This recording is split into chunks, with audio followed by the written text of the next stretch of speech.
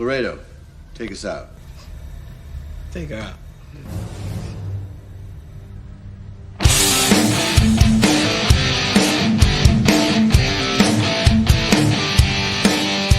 All right.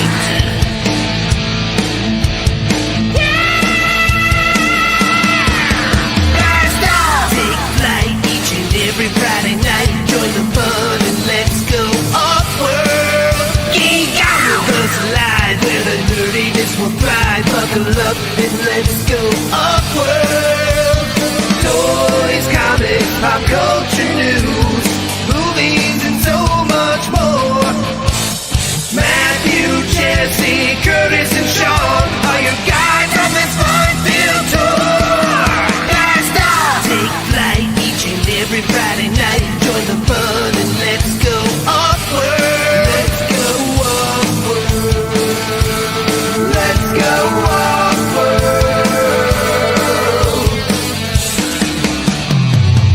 Hey, hey, hey. Let's go OffWorld tonight.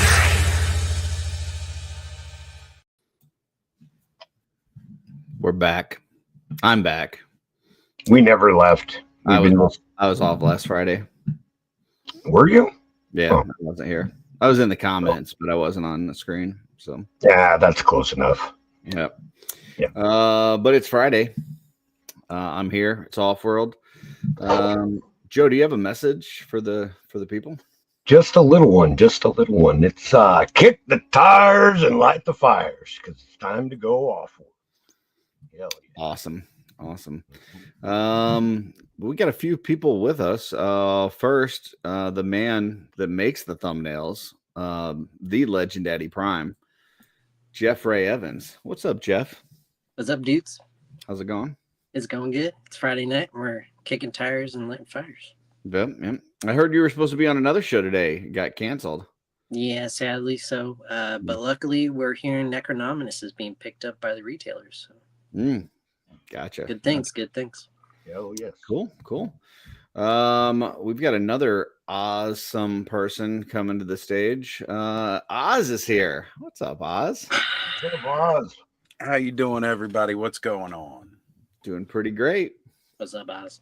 Curtis, I gotta say, it looks like Darla just rocked the shit out of your world. It looks like I stuck a fork in a light socket. Hey, whatever, I'm not kink shaming here. Whatever gets your jollies off, man. So I went to get my hair done today. I got my hair cut, I should say. Well, they didn't get it done. I got it cut. But when she got done cutting it, she braided it, right? And it looked all right, but there was a few loose ones hanging out and stuff. And I was like, I'll take the braid out before the show. And it just went and you know what? Somebody before the show said that I looked like Jim Preziosi, and I kind of thought the same thing. Like as soon as I took the braid, I was like, holy shit, I look like Jim. So I was like, I'll at least start the show that way. I do have the hat, so when I get tired of looking at myself, I'll throw the hat on.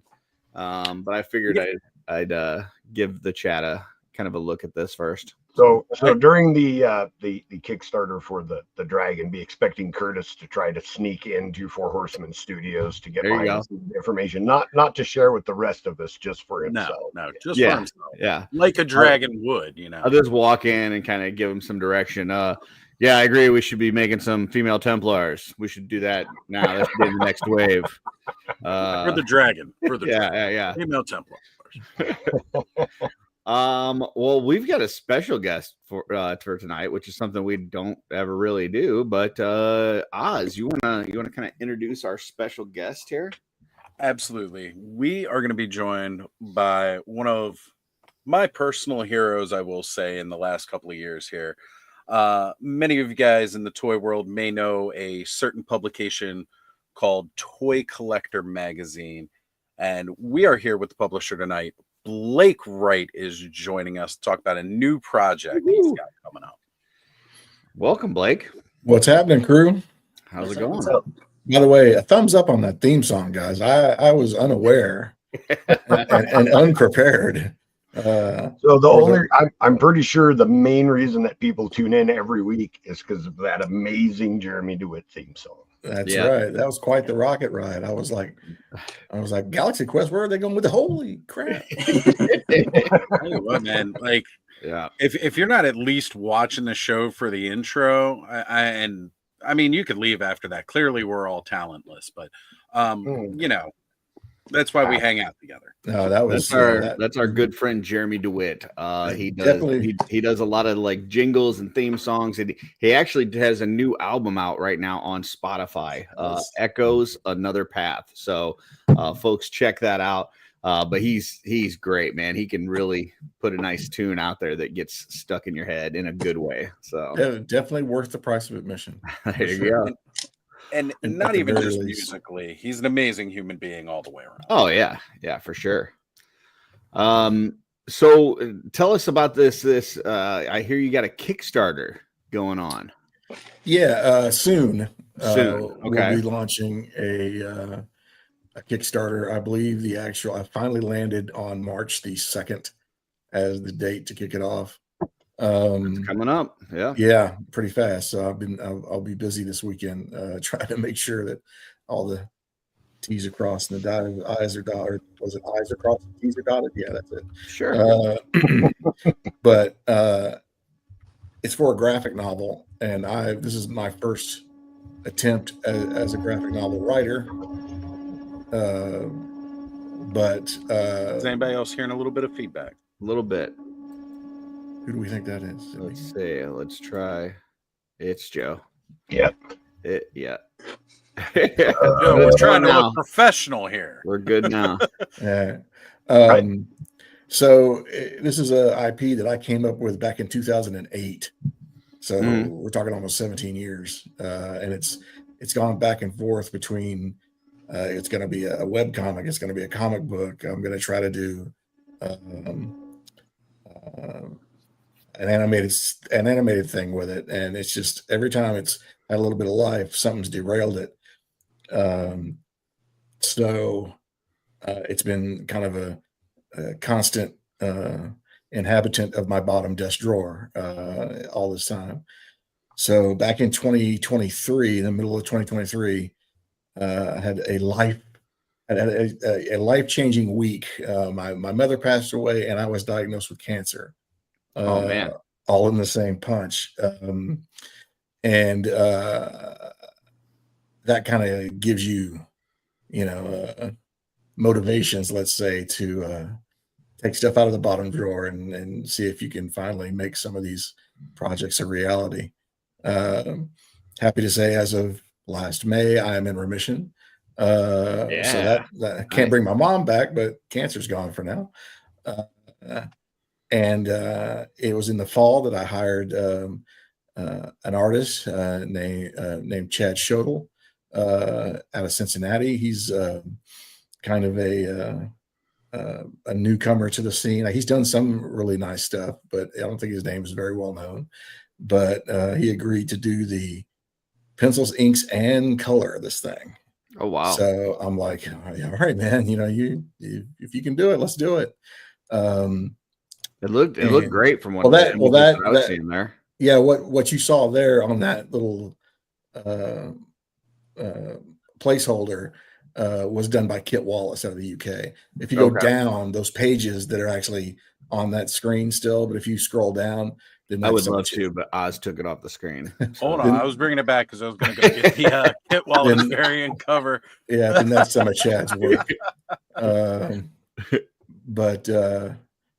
Yeah, so we've been, it's been a while since this has been, because I have a day job, I have a side job, I have all these, and Chad's got other stuff going on too. So we just been kind of running through trying to get this thing done, and happy to report that we're in the home stretch. It's now, most of the pages have landed with the letterer, and I've gotten a lot of those back already. We're looking at, I believe the story is about 72 pages. It might be a little longer. Cool. And then there's going to be some bonus pages in the book. So it won't be quite 100 pages, but it'll probably be somewhere in that 84, 88 page area. So on the Kickstarter, do you have other things planned for the Kickstarter as well, or is it like Yeah, a lot of times so they have like stretch goals and things? right. So as far as stretch goals, I really haven't defined any of them yet Mhm. fully. I'm gonna be happy just to reach my target, to tell you the truth. Um, but as far as the reward tiers, Mhm. there are variant covers. Nice. There are actually 3 variant covers for this thing. There's also a so you can get one of the covers. You can get the basic cover. You can get one of the variant covers. You can get a set of 4 covers, and then there's a deluxe package where you can get the standard issue as well as a T-shirt, um, a enamel pin, a digital download of a 5-track soundtrack, uh, and of original music. And the last thing that I added just recently was a Moonbase Zeta ID/key card, so you'll Oh, have nice. your own official um, way to get in and out of the secret base, so to speak.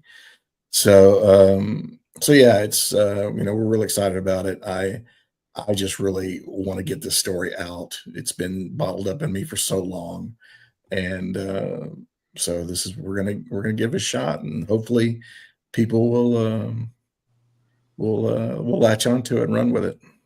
Beautiful. Yeah. Well, we will definitely talk it up here. I mean, we did before the show say you may reach as many as 21 people, and we've got 22 currently in the chat. So I mean, That's listen, amazing. I hope they remember to go hit that like button. I mean, I'm not saying that we're pretty good at guessing, but pretty spot on. So Yeah. Yeah. yeah, this looks cool, man. I like So it. yeah, that is the Kit Wallace variant. So that's our rated R variant cover. Oh, okay. So R for violence. Mm. You can see that poor fish's eye squirting across the page. Huh. I saw a kid at a golf course like that once. Yeah. Jeez, Curtis. But yeah, so basically what you got in that shot is the hero himself, Moonman Zero, his sidekick / mechanic, Grimaldi, and then the fish are the Venusian crappie horde. Of course it is. Yeah. Love that name. Yeah. So Beautiful. So yeah, so it was so funny because when Kid agreed to do this, I was like, hey, all I told him is I wanted a shot of the hero, his sidekick, some of the enemies, and a lot of laser fire. And this is what came back. And I was like, at first he sent me a black and white, just a sketch. Mm. And so I was like, oh, that looks really cool. Mm. And then I said, yeah, man, go for it. And then all of the blood and guts showed up when the color came in, and I was like, ooh, I don't know if I like that. And then, but the longer I looked at it, it was like, yeah, that has to be the way it is. That has to be the way it is. Gotta be it. Yeah. So we joked that this was going to be our rated R cover, because I was going to do a rated G cover too. I got that one pulled up. Yeah, because I already had another artist working on that. So if you're aware of Golden Books, you know, when you're a kid or if you have children, we did a Golden Books version of that's awesome, of the cover as well. And that's, of course, that's the hero again, Moonman Zero, and that's Walleye. He is the leader of the Venusian crappie horde. But yeah, I just told Matt Kaufenberg, the artist here, is amazing. He actually just did the illustrations for a new Golden Books about Vikings. Oh wow! So he's legit when it comes to the Golden Book stuff. But I told him, I said, I want the Golden Book style, no black line, and I just need the hero and the villain, and I left the rest up to him, and that's what he sent. And I emailed him back, and I said, no notes. That's freaking perfect. I got a question in the chat. Do you anticipate this being available at comic shops? Well, this is self-published, so the idea will be, at least initially, no. However, I do plan on giving all of the all of the versions their own UPC, and there will be a tier level in the Kickstarter for retailer. It's like they can get 5 copies for a steep discount. Gotcha. So there's like a retailer's level. So if a retailer, if the retailer chooses to, yeah. So I mean, there's maybe a couple here local to Houston because they know me that they would do that. And I guess if anybody else catches wind of it, then maybe they'll do it as well.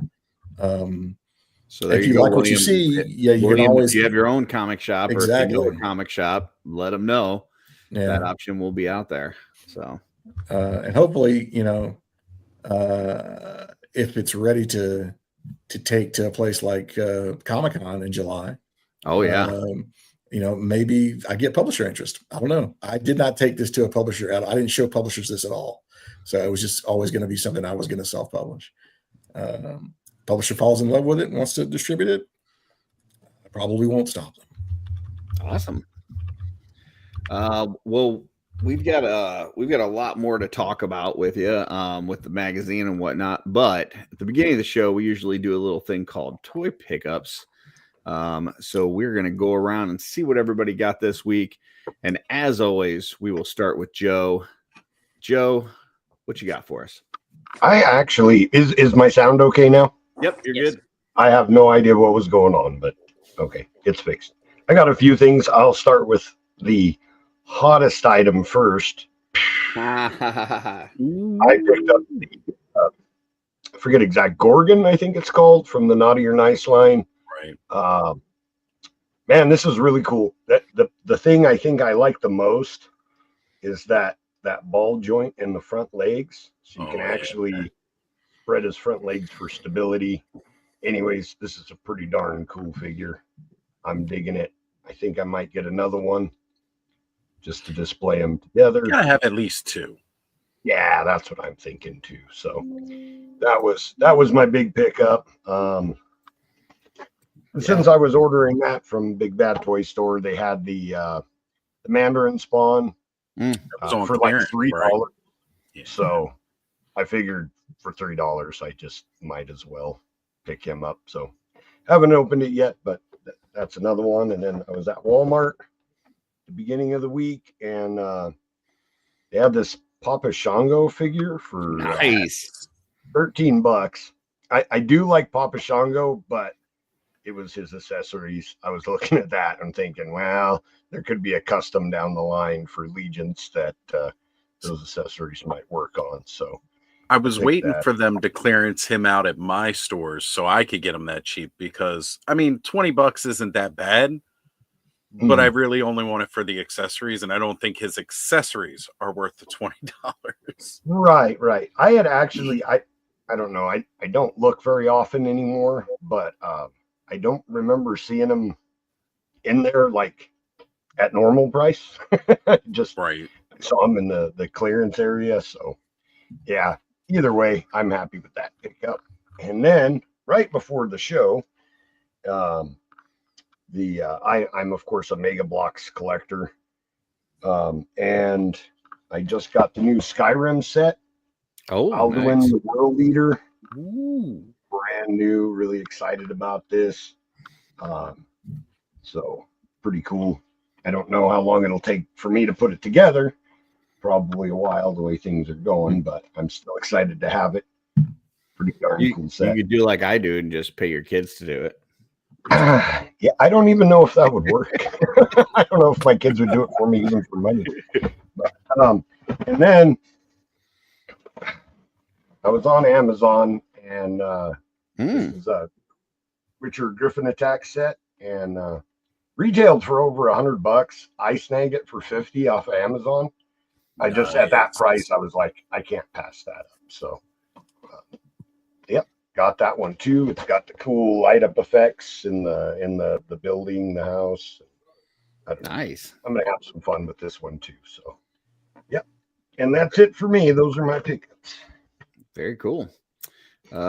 Jeff Ray, what do you got for us? So I got some stuff in from the Cabal, the Mythic Legions Cabal. I reached out last week asking for Templar torsos and loin pieces, and 2 guys helped me out.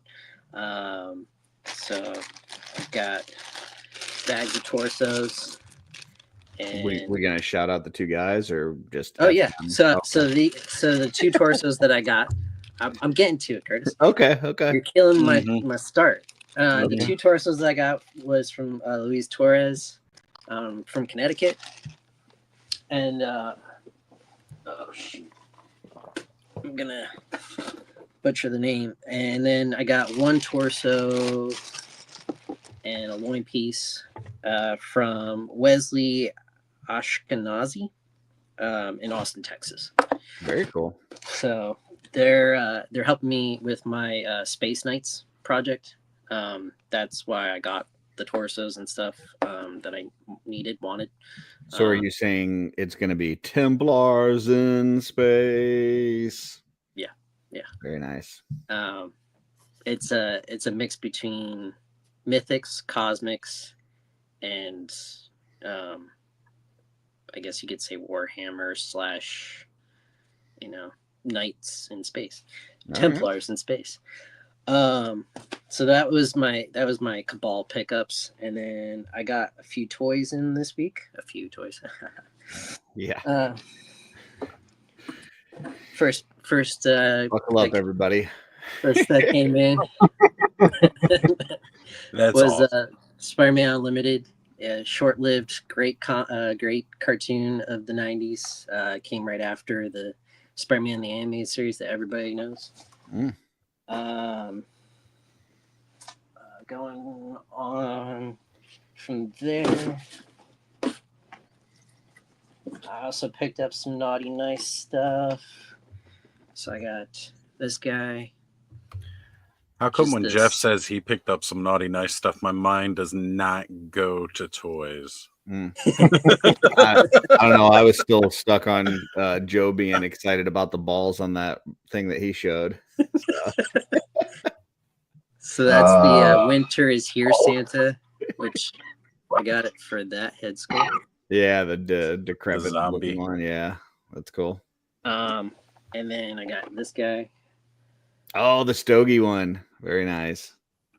Awesome. Yeah. So that's Sergeant Santa, green camo version. Mm-hmm. And so there's a lot of fresh monkey fiction coming our way tonight. Got my Monster Force order in.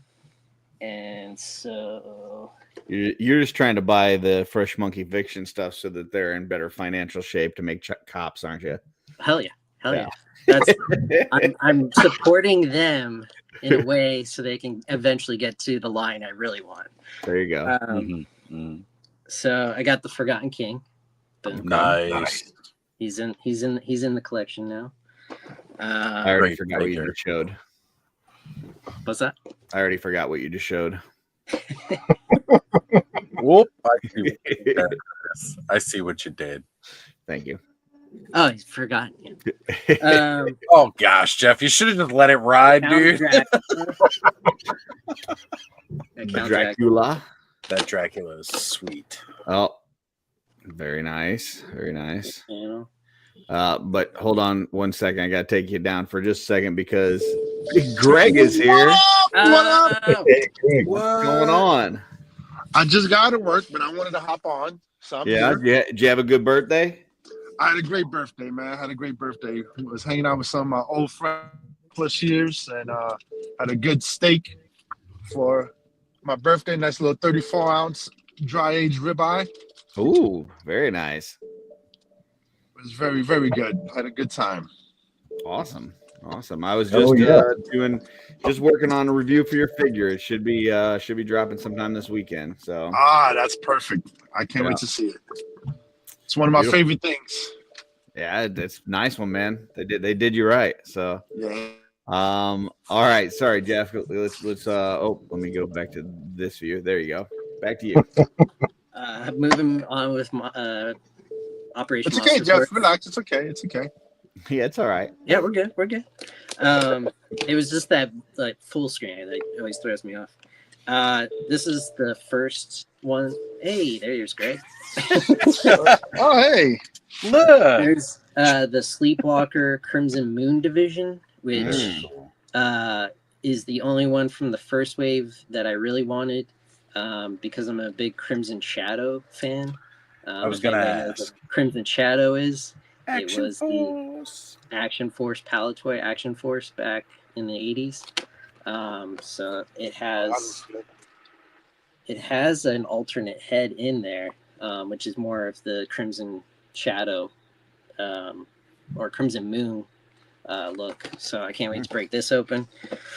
I don't believe that you opened your toys. I've never seen it. So you've never seen it. We did a pop and swap for like 4 or 5 everything hours. that you ever show on this segment is always in box stuff. So in fact, I don't even know that you keep these things. I think you buy them, you show them on this episode, and then you return them the next day is what I think is going on. Well, that's how I get the pickups. money back, I need so to he do can buy in another entire online retailer's. He's like, no, inventory next week. you can just give that back to me in the form of a gift card. I'm going to reuse it. It's fine. I return it to another online retailer, and then it just keeps on passing it around. If that's the case, Jeff, I appreciate your dedication to this segment, buddy. Yeah, right? He's got to keep it interesting. That rotating credit really helps. Yeah. Oh man, I still gotta open that. I forgot that's over. Oh, you don't have yours open yet either? We should do an don't. opening together. Hey, we can do that. You want to do a figure opening together? So that's a Killer Ward. Well, that's the Night Hunter Killer Ward, because Night it's the one. Hunter. Yeah, He's the got one that pants. actually. Yeah, that's the one I got. Oh, the pants. Yeah, I Got him I with got the same one. pants. How's a Wolfman supposed to show his nards if he's got pants? He does because come he's with a got separate alternate set of- legs. Yeah, he's You got can do alternate nards or legs, no nards. so. I just went cheaper because my Wolfmen don't need clothes. See, but since he's got a separate set of legs, you can have him dressed up in the pants and then just have his nards separately that you can just carry around with you. I mean, he's not going to any Portable nards are nice. button down Portable nards are nice. high events. You got to keep the Wolfman nards in your pocket, right? Oh, okay. Ooh. Oh, yeah. That's I pretty have cool. that. Did you guys see the new one that's coming out for Zolocon? Yes, the new Steel Brigade. Yeah. Zolocon exclusive. 1 out of 100, you get a gold helmet. Yeah, I really want that gold, man. That gold looks really good. Greg wants Greg, fine. 1 gold 100. and 2 silver. Is that what you said in the chat? Yep. So I'm going to do the 2 silver. I mean, I'm just going to do 2 first, and if I get one of the golds, then I get another silver. Nice. That's what I did with that Willy Wonka thing and pulled the gold on the second one. Yeah, I remember that, Curtis. That was pretty awesome. very nice. So that's Trigger. It's A not lot of- really though. It's Sean Strupp. We know. We can see the face. That is, if that's not Sean Strupp, I don't know who that is. So I got some heads packs. nice. These will probably be made into a few other military guys, or I'm gonna move them into cosmics. Some more Action Force. Got the Iron Grenadiering. Oh, nice. And last but not least, that just came in today is my Vampirella. Ooh. Heck yeah. Ooh. Icon Collectibles. Anybody else get that?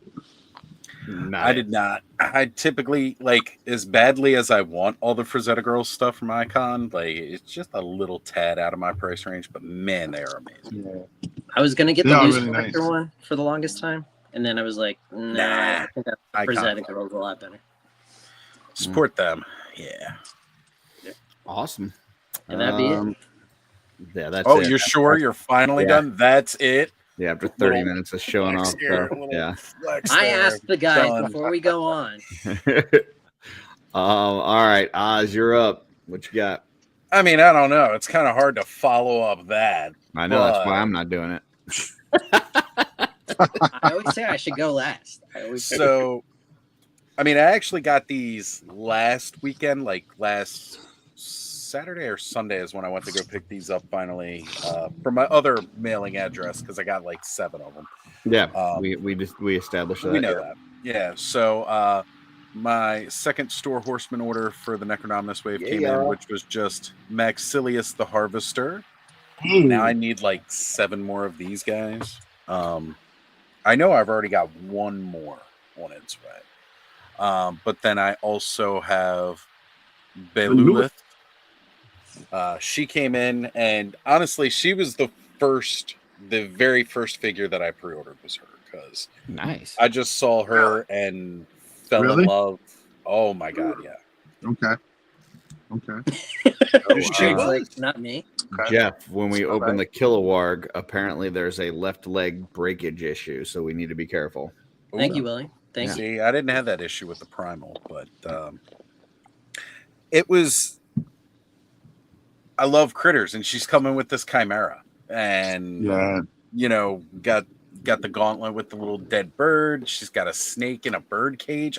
And like, it just hits so many different things for me with this figure alone, and I was like, yeah, between that and the Headless Horseman, I was like, I'm all in for Horseman stuff after that. So, are you getting more of her, or just keeping that one? I'm probably gonna have to at least get 1 more of her. Yeah, I'm thinking at least 3, because I want those little creatures. Right? Yeah. Like, and honestly, that's more so what I want. I want more of the creatures than her necessarily. But I don't know. I might. Well, she has a good buck that you can use for a custom head. Right? You got a good what? You know. What does she got? She's got a good buck. Buck. Okay, gotcha. Because I know there's another figure in that wave that's got a good butt. I know that. Oh yeah. Yeah. Silver. Yeah. Brings all the girls to the yard. That good donk. Awesome. Anything else, Oz? That's it for me this week. Rather light overall, because I don't buy a whole bunch of stuff and return it so I can buy a whole bunch more stuff next week. And, just be able to. Gotta rotate. In front of all these people live, I think we should do a new segment after the toy pickup segment, which is how much further in debt did Jeff go this week? And everybody's just got to kind of guess a number. We'll play, Price is Right rules. No good. Yeah. All right. Well, if you get close, you get some of it. You get some of my pickups, or yeah, that makes my wife happy. There you go. Right back, guys. Time to go to our special guest, Blake. Blake, what you got for us this week? Well, first off, I'm going to do a shameless plug, since we were talking about Fresh Monkey and Santas and all that. Not to forget that I worked with Bill to do the 3 3/4 Special Ops Santa. Nice. That's awesome. Which is an exclusive figure to Toy Collector. Nice. And it's still available on our eBay store. Oh. Basically, it's a if you're familiar with the Eagle Force line, it's a companion, not officially part of the line, but basically assembled from pieces of that line. Yeah. But he comes with a ton of hands and candy cane weapons, and who doesn't need a candy cane grenade launcher? Right? Come on, yeah. But I know. he is totally awesome, and we still have a few of them. So if anybody's interested, eBay search for Special Ops Santa, it'll come up, I'm sure, or Toy Collector. That's cool. As far as pickups, I did have the one cool thing, of course, I got my copy of Toy Collector in the mail. Nice. So this is shipping now. Anybody who's a subscriber will be getting this in their box, mailbox soon. So probably by the end of next week, all of the domestic ones will be delivered. So tell us a little bit about that. Where would people go to sign up for that? Toycollector.com. We'll have links to subscribe. You get 6 issues domestically. You get 6 issues for $69. So it ends up being you're saving about $4 per issue off the cover price. If you just want to go onesies, then It is available at select Barnes & Noble and Books A Million stores.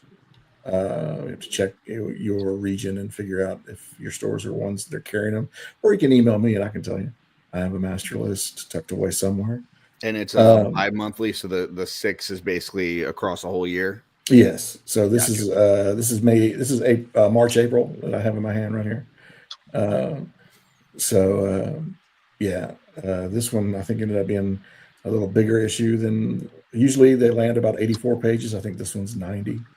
Because we did a really deep dive on Thundercats in this one. So okay. So it's a really cool one to hang on to for a reference, among other things. Are there like reoccurring kind of segments within that magazine, or what can people expect when they sign up for that? Yeah, so you'll get a news section up front, because sometimes there's exclusive news, like there's series 2 of Longbox Heroes, which is the first time you're going to be seeing those. Oh, nice. That are coming to Kickstarter here pretty quick. If you know anything about that, that's also Bill Murphy, along with Jason Geyer, Toy Otter, that are doing basically superpowers-esque versions of more modern, independent comic heroes. Yep. And some older ones as well. Of course, the bad news is also the fact that Diamond is going bankrupt. But so you'll have a news section up front. There's also a recurring section up there called Take Our Money, which is all about the new stuff that's starting to show up, and our thoughts on that as well. There's a little show calendar, toy show calendar that looks out 6 months. So some of the regional and larger toy shows across the country, we have just a list and dates for those. And there are some recurring columns. My friend Stephen Ward, who was part of the author team of a book called Engineering and Empire, which is all about Kenner in the heyday of making Star Wars toys. He does a customizing column for me called The Art in the Toy. I think this particular one, he usually walks you through a custom, but this particular one, he talks about materials, the stuff that he uses, so and the tools and stuff. So it's kind of informative there. So, like, if we knew somebody that had just signed up for the 6 issues, aka myself, would we expect that person to get this one that's in your hand, or the next one that would come out? It depends on when you signed up. Right now, like literally seconds ago. Okay, well, if you signed up seconds ago, you're getting the next one. Okay. Because this one already shipped. Okay, gotcha. But if you really want this one, you can go to soon. I just mailed Big Bad Toy Stores out today. So they basically are the keeper of our back issues. I didn't have any interest in really being a store. So me and Joel kind of struck a deal and said, hey, will you be our top back issue guy? And he said, yeah, sure. So they will be getting theirs probably sometime next week. There's also a couple other stores like Toy Stalker in Florida. They already have theirs. So there's a few folks that will order them wholesale direct from me and stock them online. Oh, those are very the nice. Those are the two main ones, Toy And then you Stalker can just and Big Bad. throw that in with your order. I see. I'm looking at it now. So that's cool. So that was a pickup. So my big toy pickup actually just landed on the porch today, and it is Tyrant, the new dragon from the Legends of Dragonor. So this is Formo Toys. Nice. The Lord of Desolation. So if you're not familiar with these dragons that they're doing, they're really cool because not only do they look cool squat flying with a saddle, they stand too and have like warrior positions. Very cool. It is really neat that they were able to this almost seems like why didn't somebody do this a long time ago for these 5.5 type figures? But so this is the second dragon. They did one earlier as well. I think it's Igniter. Igniter. I think The red Ignitor, the red one. Yeah. Yeah, the red one looked amazing. Yeah. So I haven't, like I said, this just showed up, so I haven't opened him yet, but I'm assuming he will be just as cool as the first one. I hadn't seen anybody get that one yet, so that's really exciting to know. Yeah. So, sometimes when you publish a toy magazine, toys just pop up on your porch on occasion. Oh, is that what I got to do? Okay. That's cool. So, it's membership has its privileges or whatever. I don't know. Of course, there was a invoice with it, so I guess I have to pay. They always get you. I'm kidding. So I think that's all I was able to pull aside. I can't remember if I got anything else recently. I did get a thing from Big Bad saying that my the DC series of NECA's Ben Cooper kids is going to get ready to ship. So that's kind of cool. Wow. Oh, those Ben Cooper kids are so much fun. It is the toy line of the year, of last year, and probably going to be this year, because I also being in the toy news business, I know some things that I'm not supposed to know, and so anybody who's happy with Ben Cooper kids so far, you're going to be ecstatic going forward. Good to know. I just got they've all the been NYCC exclusive one. Yeah, was that the glow in the dark? I got. Yeah. I picked that one up too, and I've seen what they're showing at Toy Fair next week already, and it's awesome. Nice. Yeah, Ben Cooper stuff is awesome, but we don't collect DC here, so just FYI. Well, this was just that one wave, so they got they've got some more throwback type stuff coming, because they did a couple of like what if waves where they did modern horror guys in these old costumes kind of. So but the next wave that I saw is more about the throwback costumes that you remember seeing as a kid. Nice. And I think they're going to kind of parse those out, where one wave will be that, one wave will be the modern what if stuff, and then other things going forward. But there is a very, very rich pool for them to dip into with that stuff, because they not only do they have Ben Cooper, they also own the rights to the Collegeville costumes, so they can No kidding. they can jump in on all that, because they own Ruby's, and Ruby's bought all of that other stuff back when everything was tanking, just like NECA bought Ruby's when they were tanking. It's if you like that Ben Cooper line, you're gonna be happy going forward. Awesome. Well, Greg, you're up next. Greg, what pickups do you have in your car that you want to show us? Hold on. Oh God. Please stop. Greg, you better not hold up a hook. Yeah, he's gonna show us a couple stop sign, turn signal. The car starts rolling. I actually went to my storage unit and I grabbed some stuff so I could bring out. I thought he was going to crawl through the back and be like, "It's me. I'm the pickup." I gotta ask, what is the range on the microphone of the car mic there? Because he was talking in his trunk, but he sounded like he was in the driver's.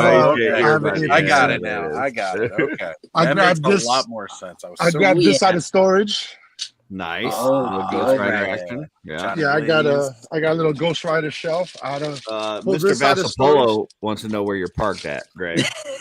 I'm parked in front of this chicken place that I just realized is closed. So I said, you know what? Well, I got the opportunity. I'm just gonna do this real quick. I got a Mesca Hellboy I pulled out of storage. I'm gonna take out. And then on me, I don't have the Batman Beyond Batmobile. Mm-hmm. And then I went to storage to grab the Mesco Batman Beyond to add to that. Nice. And then I got some gifts for Christmas. I got some Legends, some Spider-Man Legends. What else did I get? I got those fake Mafex Wolverines. The CT My buddy toys. got me. Yeah, the CT. Dude, they're really good for $20 or whatever they are. Yeah. Insanely good. I'm gonna pull the trigger on them soon. Yeah, my buddy got it for me for my birthday, so it was a really nice surprise. I was like, oh, I kind of wanted these, and when I started playing around, I'm like, and then Greg was like, "That's all you spent on me for my birthday? You nah, didn't even give me the real Mayfex. You got to get the CT toys." I'm okay with the CT toys. Actually, I have a Mayfex Wolverine, and he got me the CT toy version, and I feel like the CT toy version is a little better. Oh, come on. It's really good. It's really. I was like shocked how good it is. Okay. All right. Now you're gonna open your toys though, not like Jeff, right? Oh yes, I'm an irresponsible collector. I open everything. I let it all depreciate value, and then I lose all the pieces that come with it. So I don't know where anything's at. They're all in bags all over the place. It's great. It's a wonderful life. Very good. No anxiety at all. No anxiety at all. So what number of Sir Uxax are you up to now at this point? Right now, 2 for now. Those are rookie numbers. I know. Well, You got to pump those up. They will be pumped up to 20 altogether. Nice. That's going to be the final roll call. Yeah, I mean, if they make a tribute figure of you, I think you got to buy a bunch just so you can like show people, like have one in the office, like one at each one of your relatives' houses. That's pretty much what's going to happen. This is going to Canada. My little niece is going to get one. My cousin's getting one. My aunt's getting one. I'm opening 7. He's handing them out for Halloween next year. I'm going to have one at my job so I can have it there, and one in the car just to sit here. I tell you what, that figure would weigh down a candy bag at Halloween. Absolutely. That kid wouldn't be able to make it to the next house. It's actually going to hold the bowl for Halloween. It's going to stand there holding the bowl. All right. Well, I guess we're up to me then. Let's see. Starting out, we got this DC Shazam figure. Oh my god! Little page puncher Shazam action. So I do have a shelf of Justice League, McFarlane, and I tried to get the looks as close to like. Thank you for superpowers. forgetting that and removing the movie version. Yeah, so I had the movie version up there, and this is now taking its place. And then I know they're supposed to be coming out with a kind of classic comic version of Dr. Fate some point this year, but I couldn't wait any longer, so I went and picked up the Injustice one.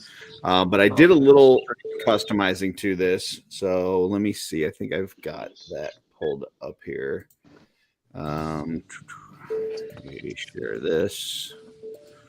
So like his cape was like very faded, like a pale yellow, like it was really barely even yellow, more like beige. So and I didn't like his feet, so let me remove this. So I painted the helmet, I painted the cape, and then I gave him the feet and the hands from the movie Shazam figure, which I think just kind of spruced it up just a little bit. This is good enough now until that classic kind of comic look one comes out. So there's that. And then I did my review this past week on Maxilius the Harvester. And one of the things I was most excited for, been waiting for a couple of years, is to make some monks out of those robes from Maxilius. Yeah. So this is the Gaspar figure with the Brother Xavier head, and then a book from Frankenstein's creature, and then that robe from Maxilius. So I've got a few more Maxilius coming as soon as Greg decides to pick my last order from Necro and send it to my house. So as soon as he does that, I will have some more monks in the works. And then I did pick up these. I didn't get to show these last week because I wasn't on, but I picked up a couple Glyos.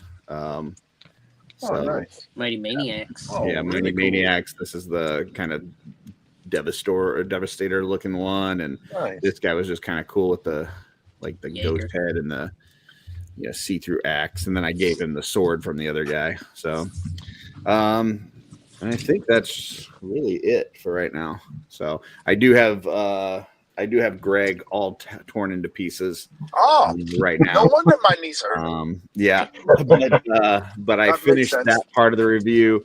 I'll have to do the fast motion putting it back together tomorrow, and then show it with some alternate heads and stuff. And I've already got a plan for customizing him already, so I'll try to do that before I finish the video. Nice. So, I think that's it. Oh, wait a minute. There's one more thing. Bear with me. Talk amongst yourselves. I will be right back. So, Yep. The Blake. that chicken place, Greg. What are you getting now? They were closed, so now I'm gonna probably end up in Wendy's. Oh, hey man, that's not a bad runner-up. Nah, Takes yeah. Wendy's. Hell yeah. Blake, I forgot to mention how professional we are on this show, by the way. Excuse me. Yeah. Excuse me is right. You broke up. You kind of broke up. I need to repeat Well, that. I was just letting Blake know how professional we are. Oh, I mean, absolutely. So this is actually not mine. This is Darla's, but got in one of these Murlocs in. How was that? It's pretty freaking awesome. The articulation is great. The accessories are cool. Curtis, what is that? This is a memory toy Murloc. So they've Okay. got two different sets of Murlocs out right now. One is from Meditoy and one is from Memory.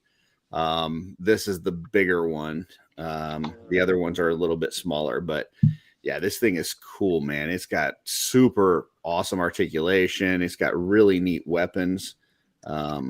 So that's a World of Warcraft character? Well, it's a kind of knockoff version of a World Gotcha. of Warcraft character, yes. So cool little size. It's got this he's got a bow and these like fishbone arrows.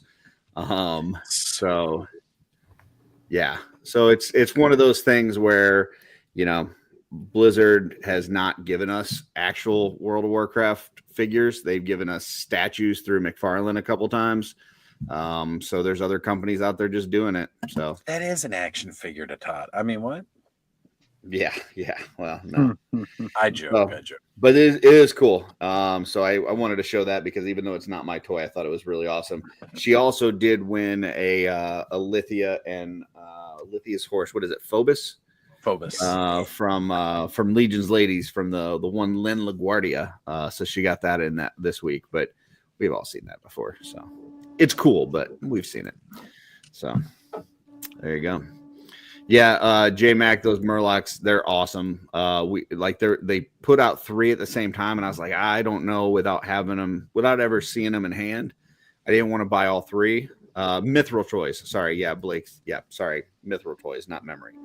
The other one is Meta Toys, or Medi Toys. But I didn't want to buy all 3 without having had them in hand or anything. So I asked Darla, I was like, hey, out of these 3, which one do you like the best?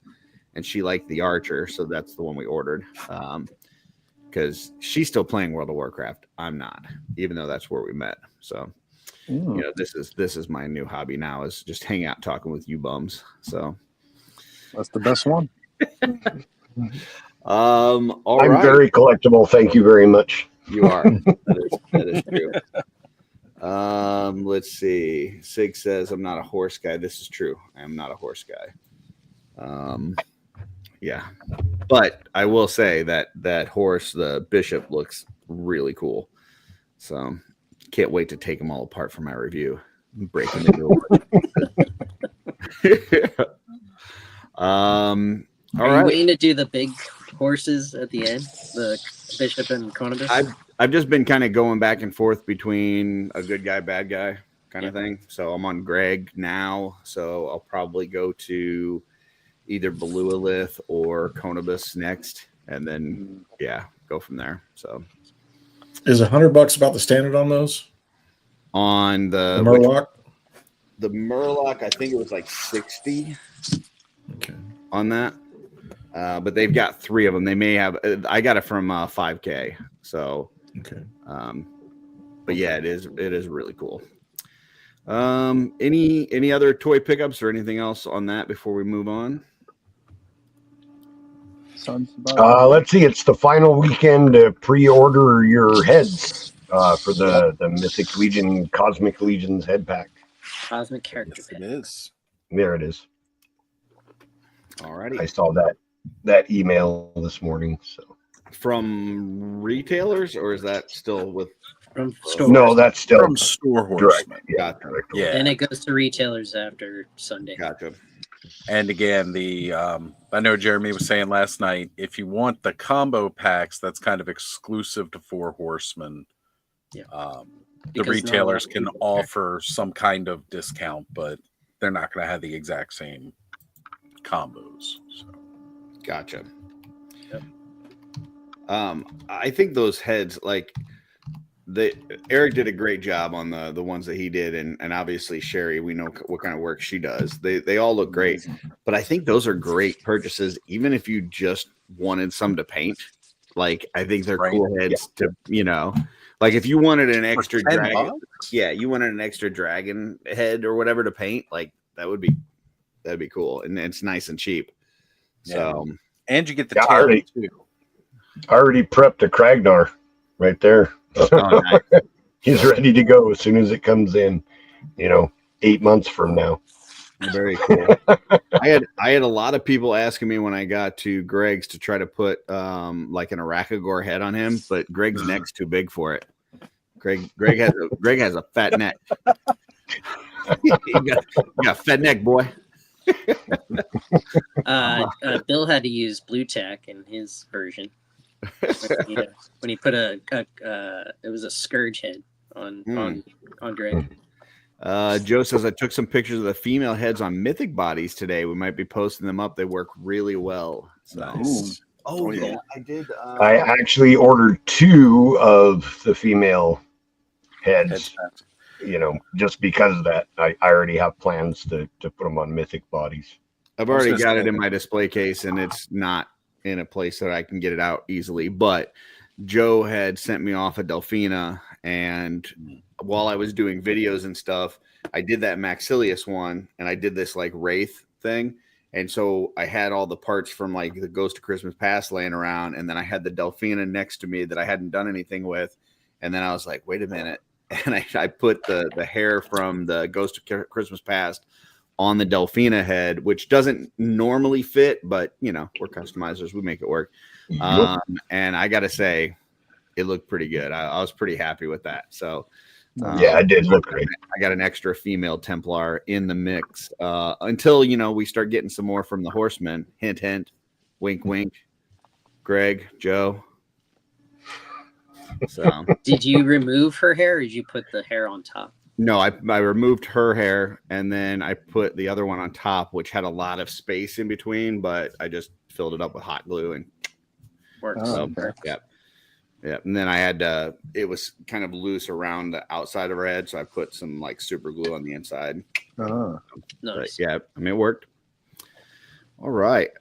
Next we will talk about, we've got Event Horizon. So this is where we talk about anything coming up that we're excited for. So anything that you guys are looking forward to, previews or video games or anything like that.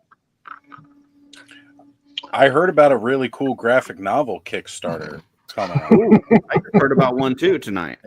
Yeah, it was pretty cool. Moonman Zero, I believe the name of it was. I dropped the link to the Kickstarter in the private chat. I'll post in the chat there.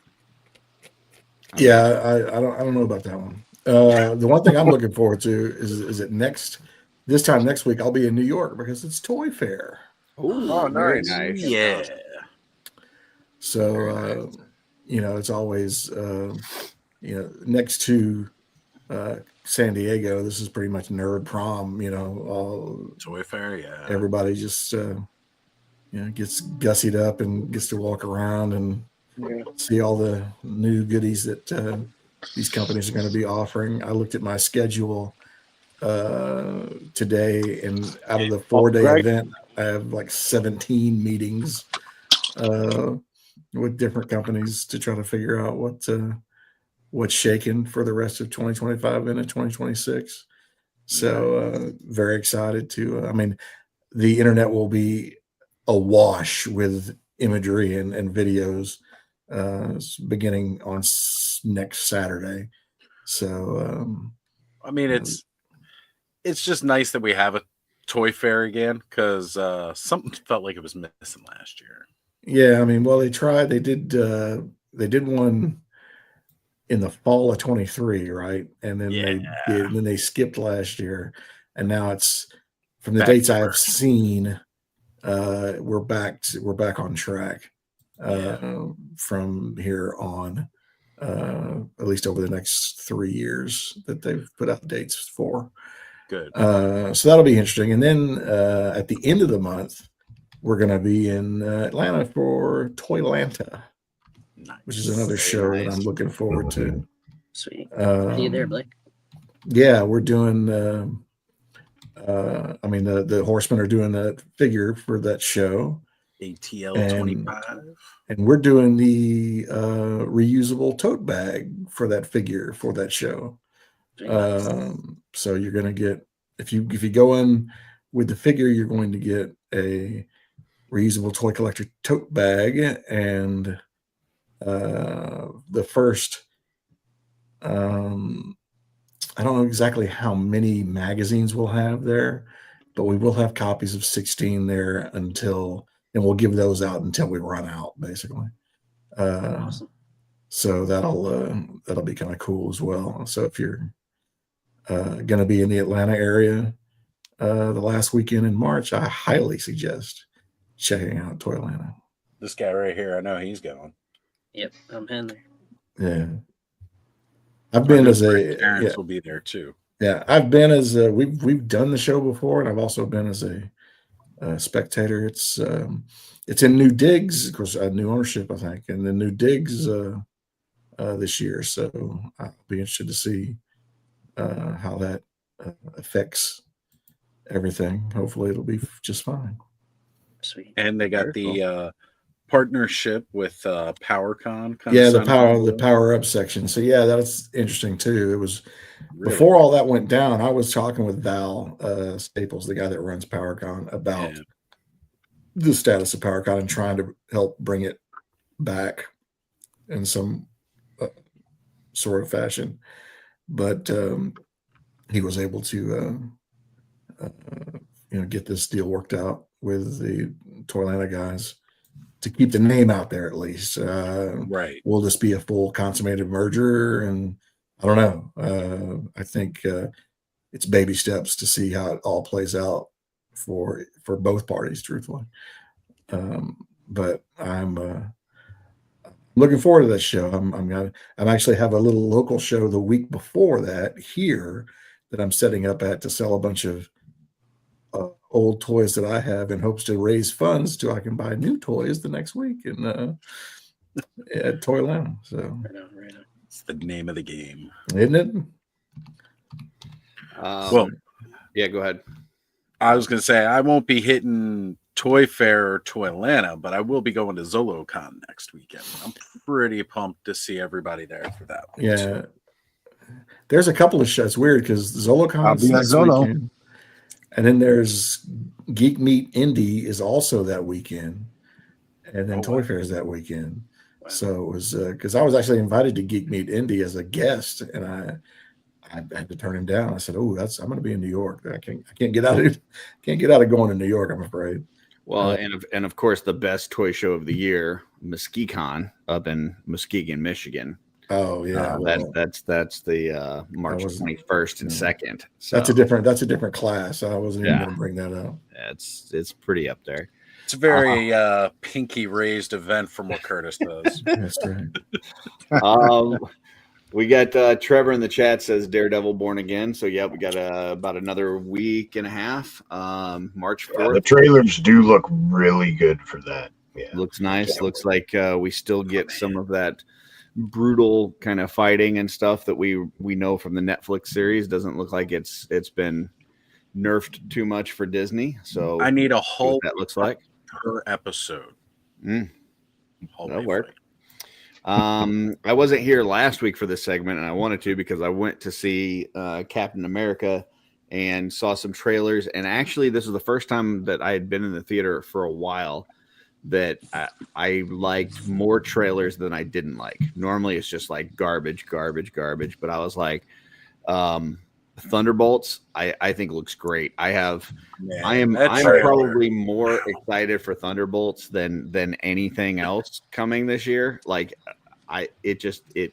the trailer alone cracks me up. I love Yelena. I love David Harbour's character, like that whole thing. And then like Yelena says in the trailer, like none of us like have any like real superpowers. Yeah. We all like punch and shoot. Yeah. Great line. It looks awesome. I'm really excited for that. And then one that I didn't even know was coming out that I'm like over the moon for is The Accountant 2. Yes. Yeah. I loved the first one. I absolutely loved it. And such a good movie. I was surprised to hear that Jesse and a few others haven't seen it. Like, I think it's available on Max right now, the first one to stream. One of my favorite movies. I absolutely love that. So I'm excited to see that there's a second one of that coming out. And then July, Superman. You got Superman. We'll see if James Gunn can turn the DC around and make it relevant again. So we'll see. I went to watch Captain America on Tuesday, and my local theater was closed. So I heard that. Wow. Yeah, it's crazy. Never even found out why. Did you guys the funny get part though, weather or anything that would have done? No, it was actually a really nice day, and even more ironic is Monday was a holiday, and they were open on the holiday, and then closed the day after, and I couldn't find anybody that had any idea why. So I don't know. Yeah, okay, so don't need to freak out, but your mic is doing something weird, Joe. I don't know what it is. Like in the middle of you talking there, I can hear everything you said, but your volume. Yeah, BS88. He's also ordering. But your like volume will be perfect, and then it'll go down, and then at other times it'll go way up. I don't know what is going on, but yeah, you got something going on with your mic. That is so weird. Yeah. Okay, I'll mess with it in just a second. The other thing I was going to bring up, since I know Curtis is a Baldur's Gate 3 guy, they did announce in the next patch, which I forget the number, but it's going to be a new subclass for every class in the next patch that's coming out. So every subclass will have every class will have a new subclass in the next patch. So are they adding any content though? Like any other like quests or storylines or anything like that? I don't know. Okay. I saw a video announcing 3 of like the 12 new subclasses that are coming today. And did the 3 sound cool? Yes, there was one for the bard. It's like a glamour bard where your main thing is like charming enemies. And that sounds like a Jeff Ray role. Right. I can see Jeff Ray as a glamour bard. Glamour bard. But yeah, no, that one was cool. Jazzy. And it's the other 2 that they announced. One was the something giants. Greg. Something giants barbarian, where like you actually grow in size and gain like. Oh yeah. As a I'm not gonna lie, that's cool. Yeah, that's got me written all over it. And then the druid one, Circle of Stars druid. Mm-hmm. Gotcha. I don't know. You take like a star form, and I'm not sure exactly what it does. Well, and just so you're aware, Joe, I did finish my 6th run. I'm on my 7th run now of Baldur's Gate. I wanted to finish my first one, but I haven't had the chance yet. So. My 6th run was me being as evil as I could be, making every evil choice that I could make and still stomach. And I gotta say, it did not end well for me. It was not. What kind of game is that? Yeah, it's so weird that you could RPG. go around and be a complete jerk to everyone and then not have a happy ending. That is so Right. strange. I Yeah, totally it's- don't understand. I don't know. The developers are some sort of like, goody two shoes, whatever. Yeah, like if you're not definitely- making good decisions, we're gonna punish you by giving you a bad ending. Greg, it's a turn-based game. The closest thing that I could compare it to from when I was a kid was like Final Fantasy. Okay. But like you pick your character at the beginning, you pick what race and stuff. It's based on kind of D&D roles and that kind of thing. And then you pick up people as you go, and you can kind of create your best 4-person party that you want to create. Okay. And based on the decisions you make throughout, it changes the story as you go through it. So, Oh, that's fun. so even though I've played it all the way through 6 times, I've had 6 completely different Different- experiences. nice. So, Yeah, it's also a dating simulator, I hear. So. I guess Why do I could be that. picture Yeah. Curtis's like ultimate evil playthrough is like all he did was walk up and like steal a piece of candy from a child, and then walked No. off skipping with it, and was like, No, one "I'm of the so people that's evil." normally in your party that's like one of the nicest people in the whole game, I like cut her whole head off and gave it to some guy. Like, yeah, it was Yeah. not good. That's not being Thank you. evil. So you were bad to one person, but you were really nice to that other guy. You got him that gift. I mean, I was pretty mean to most everybody. You, but you can be so evil in that game that it made Curtis uncomfortable. Just think yeah, about that. exactly. that sounds like my kind of game. Because if I Well, get that ending so- where I end up like totally alone, If you want to talk about me being uncomfortable, though, my 7th run, the one that I'm doing now, I'm actually playing as you can play as some of the origin characters. I'm playing as Karlak, who's like the nicest person in the game, and I'm trying to make every nice, good, wholesome decision that I can throughout the whole game. That is killing me. Yeah, I was going to you're say gonna Curtis end is up that's doing in my the rough. normal back of playthrough. somebody's van. You have no idea how many people, because like she's a tiefling, which like basically she like came out of hell, and there's like all these folks in the game that are like really like anti-tiefling, and so they're like just hateful towards you for no reason, and being that person that like turns the other cheek rather than just murdering them, it's very hard. So Can I just say I love yeah. J-Mac's comment?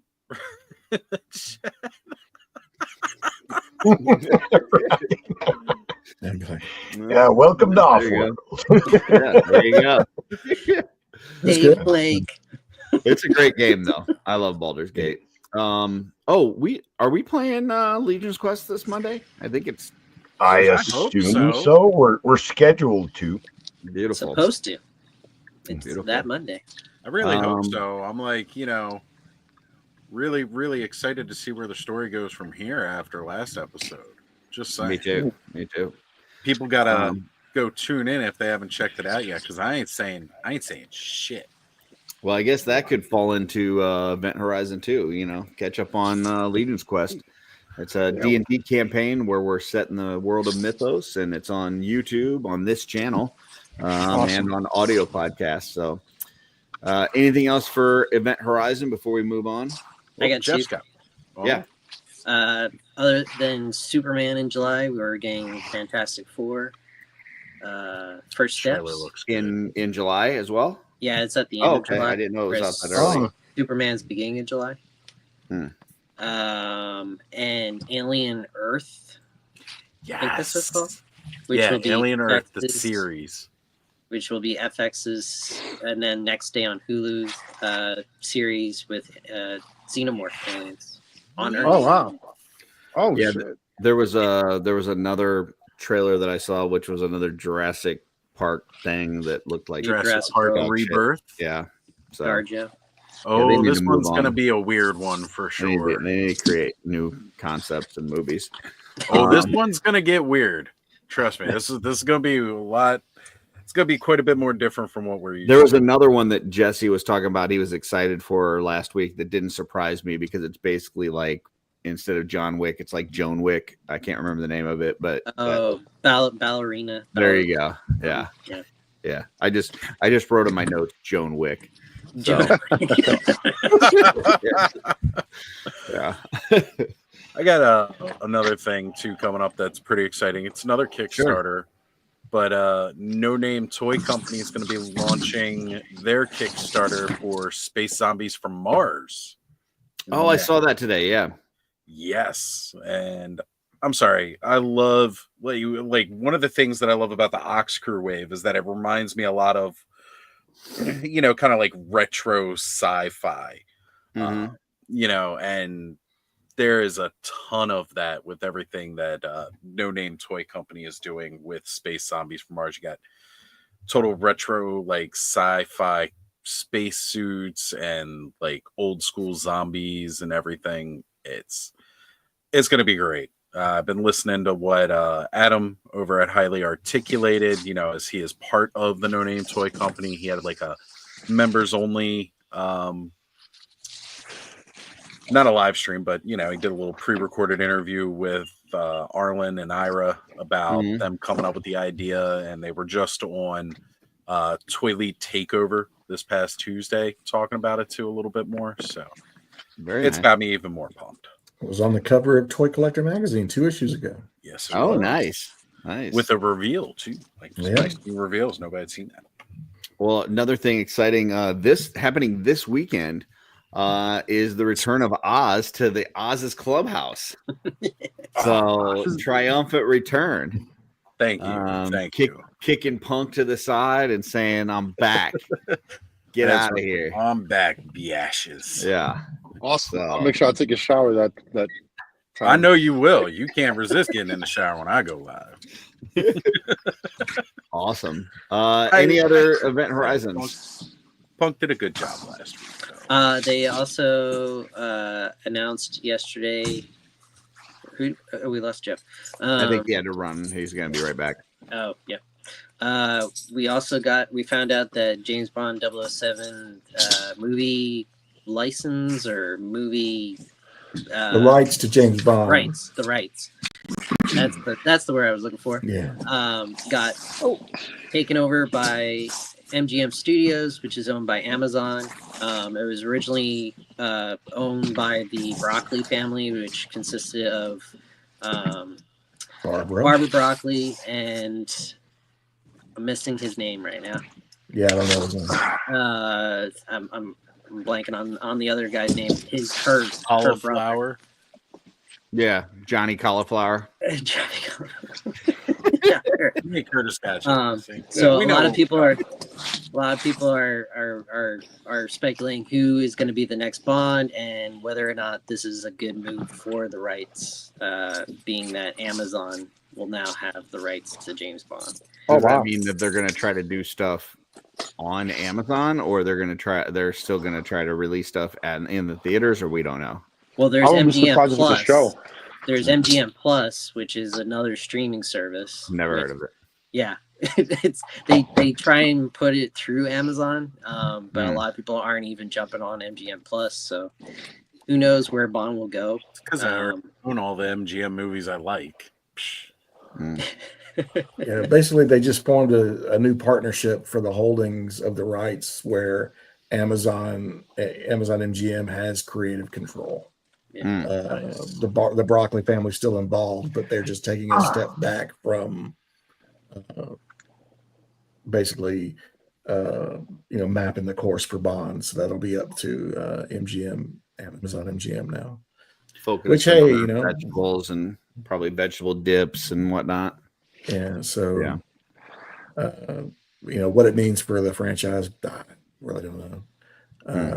But it'll be interesting. I just hope we get a new Bond film sooner rather than later. I don't know. I feel like something's missing from my life. I got the entire Bond collection.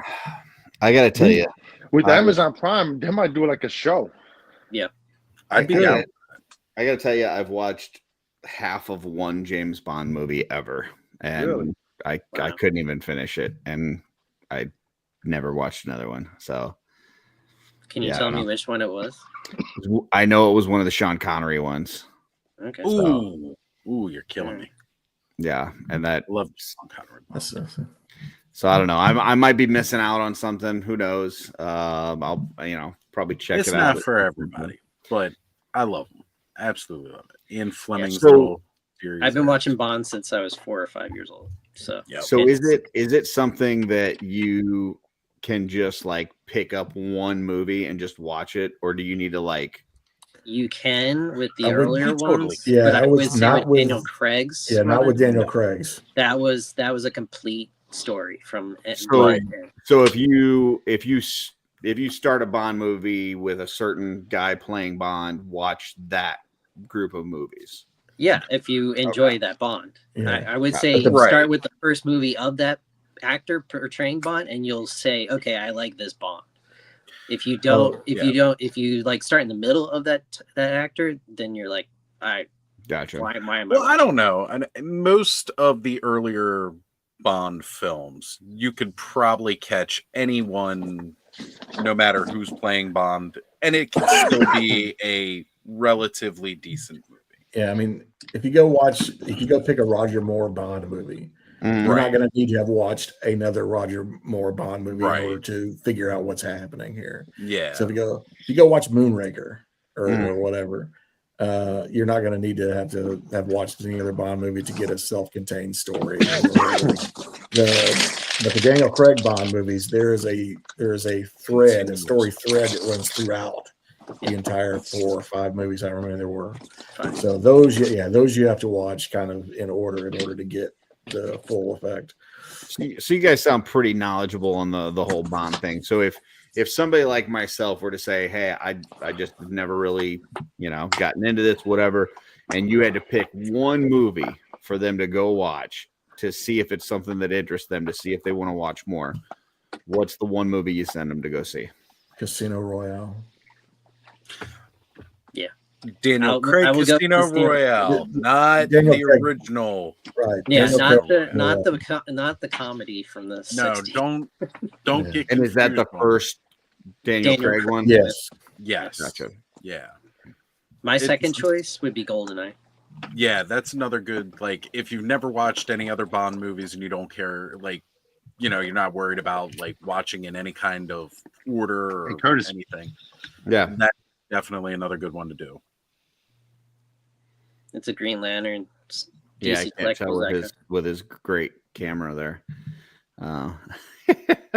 Or is that the Daniel accessory Craig pack? Casino Royale. I got it on my list. Yeah, I found it in my storage unit. I was like, oh hey, Is that the one that which one did you just say? GoldenEye? GoldenEye, which is GoldenEye. Pierce Brosnan's first movie. I saw the one with the guy that throws his hat. What's the hat throwing guy? That's Goldfinger. That's Goldfinger. That's You watched the one Goldfinger. that I tried to watch, and Okay. I couldn't make it through it. Interesting. So Interesting. That's like Sean Connery's number one. yeah, oh, That's okay. what most people remember because it's the most quoted, I would say, for Sean. Yeah. Connery. Gotcha. Kevin says the Ministry of Ungentlemanly Warfare book is great for Bond lovers. I don't do books. I don't read. The They might have World an Is Not audiobook. Enough is my favorite, says Christopher Kelly. So That's Pierce Brosnan's third movie. Yeah. okay. All right. All But right. Don't watch Die Another Day. Don't watch Die Another Day. And who's in that one? That's Pierce Brosnan's last movie. Okay. Don't watch Die Another And Day. I'll be honest, I was not a fan of any of the Timothy Dalton ones. I didn't care. Living Daylights. And I love The Living Daylights. Nah. License to Kill, you could pass on. don't watch Never Say Never Again. That doesn't even belong in. Just watch Thunderbolt. How many movies are there? Oh, there's a lot. Yeah, there's quite a few. Greg, mute your mic. 25, 26 movies now. That's a lot of Oh, I movies. think it's more than 25. Well, no, maybe it's about that much. I think Let's we look it lost- up. I think you yelled at Greg and then you made him lock up. I must Oh, have. I'm sorry, Greg. I have him mute his mic. But I'm muted. I'm sorry. No, you're not. No, you're not muted. All we hear is your Oh, my bad. Oh, you heard the bags ruffling and sorry. Yeah. I got McDonald's and Wendy's. I mean, you're a big guy. You gotta. He's a growing boy. Got a big appetite. That's right. And For other discriminate than- taste, McWindy's. Yeah, 60 years worth of Bond. Well, yeah, 60 years worth, but I mean, depending on what kind of franchise it is, that could be like 5 movies, or it Well, could be yeah, I was gonna 50 say movies. they've had like 2 movies a year. Some years that came out. Like I know in '64 they had 2 movies come out. Let's keep it PG, Chris. All right, let's keep it PG. What? Come on now. I'm That's here. an- You that's know an that okay got reference. thrown out the window real quick. All right. Well, I got one folks- more thing. Yeah, go ahead. The Bond was yesterday, and today they announced new Batman in the comics. Oh, Bruce is getting a new costume in the main Batman title series. So they released what the new Batman costume looks like, and it's interesting. It's interesting. They're going back to the blues. oh, Interesting. hold Okay. Wasn't there something about a Marvel DC crossover that came out today? Didn't hear about Did that. I imagine that? I don't know. I didn't hear anything. Well, But I'm somehow also my not. entire digital movie collection just disappeared. That's not good. Dang digital movies. That's why you got to have the physical. Speaking of which, go to your retailers now and make sure you get that Four Horsemen Mythic Legion book 10-year anniversary. Because you never know. Like Source Horseman was down last weekend for most of the weekend. You need that book. All right. Yeah. That book is really real fun. quick. Yeah. I just found it. Announced at Comics Pro today. Mhm. New Marvel and DC Comics crossovers announced. I don't know if they say what titles. It doesn't look like they say what titles. Just that it's coming and coming this year. All right. It'd be interesting if they did the Amalgam universe again. That was one of my I'd favorites. love them to revisit that. Like I've really been waiting for them to do that for a long time. There's 2 one-shots, Marvel DC produced by Marvel Comics and DC Marvel produced by DC Comics. So there you go. 2 books. Cool. Okay. Well, next is This Week in Theaters. Twit. So this is where, Blake, we're going to time travel. We're going to go back in time. We're going to pull up a random number generator. We're going to see what year we land on. Whatever year it is, we're going to walk into the theater on this date in that year and see what the top 10 movies are, and we can pick one of the top 10 movies from that year. So let's pull up. Let me share my random number generator. All right, here we go. It'd be really cool if you put like future dates and we could just kind of guess. Here we go. 1988 is what we landed on. No. 1988.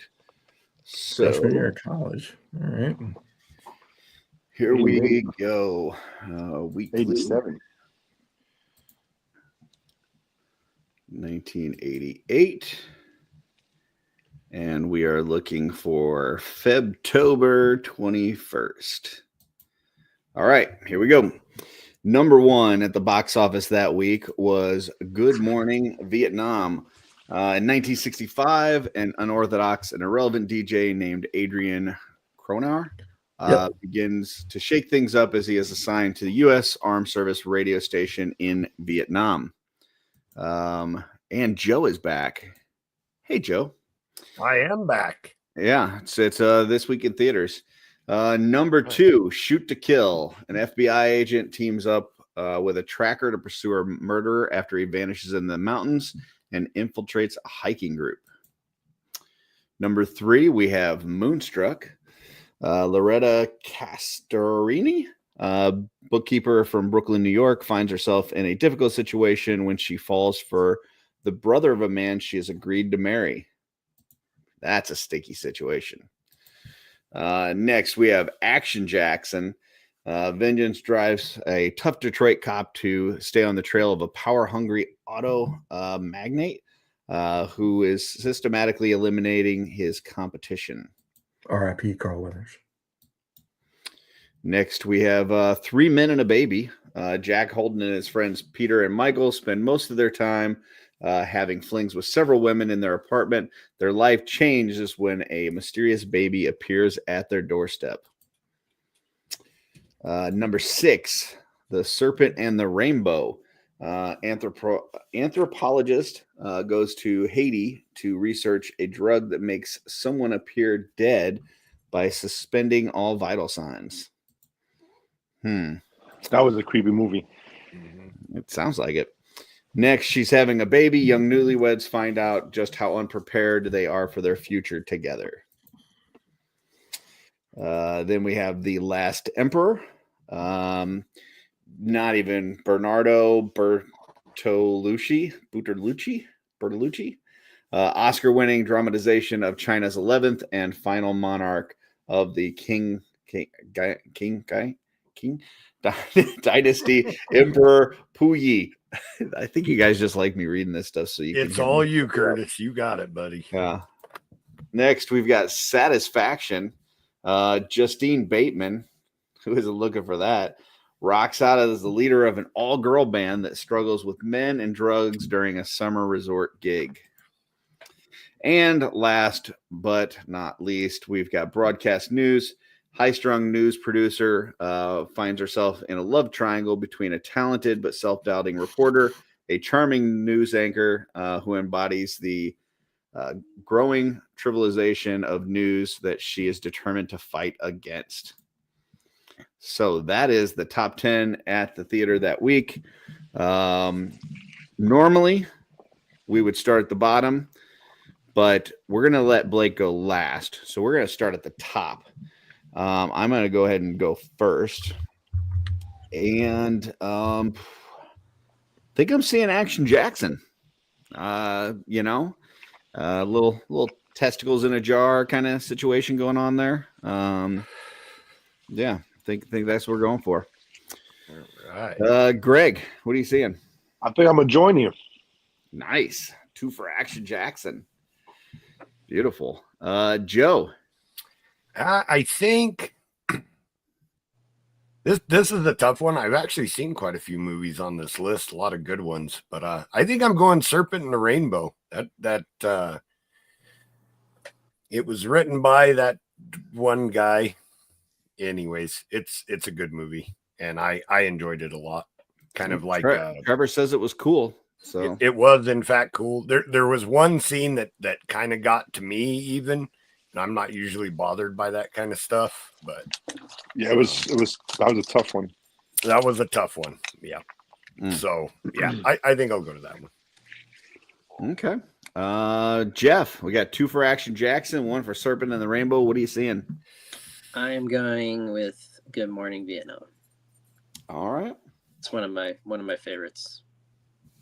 Cool. Very nice. Oz, what you got? I'm going to The Last Emperor. Ooh, okay. All right. Blake, it's up to you. I'm buying the popcorn and going with Joe at Serpent and the Rainbow. Because I remember seeing that film and was, like everyone said, it was Bill Pullman goes through the ringer in that one, if I remember correctly. Is it something that you think holds up enough that it would be worth me watching now if I've never seen it? I mean, it's been a minute, so I would hesitate to actually recommend it to you. Okay, but I do remember it being rather punky movie.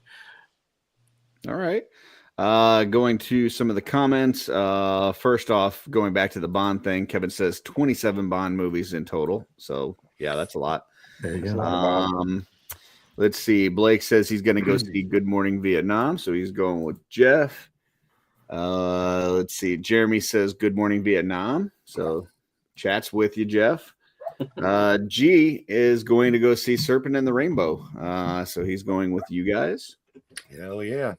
And I think that's all that actually picked one. Trevor said Serpent Rainbow was good.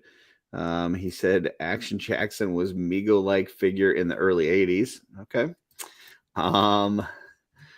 Then I think that's it for this.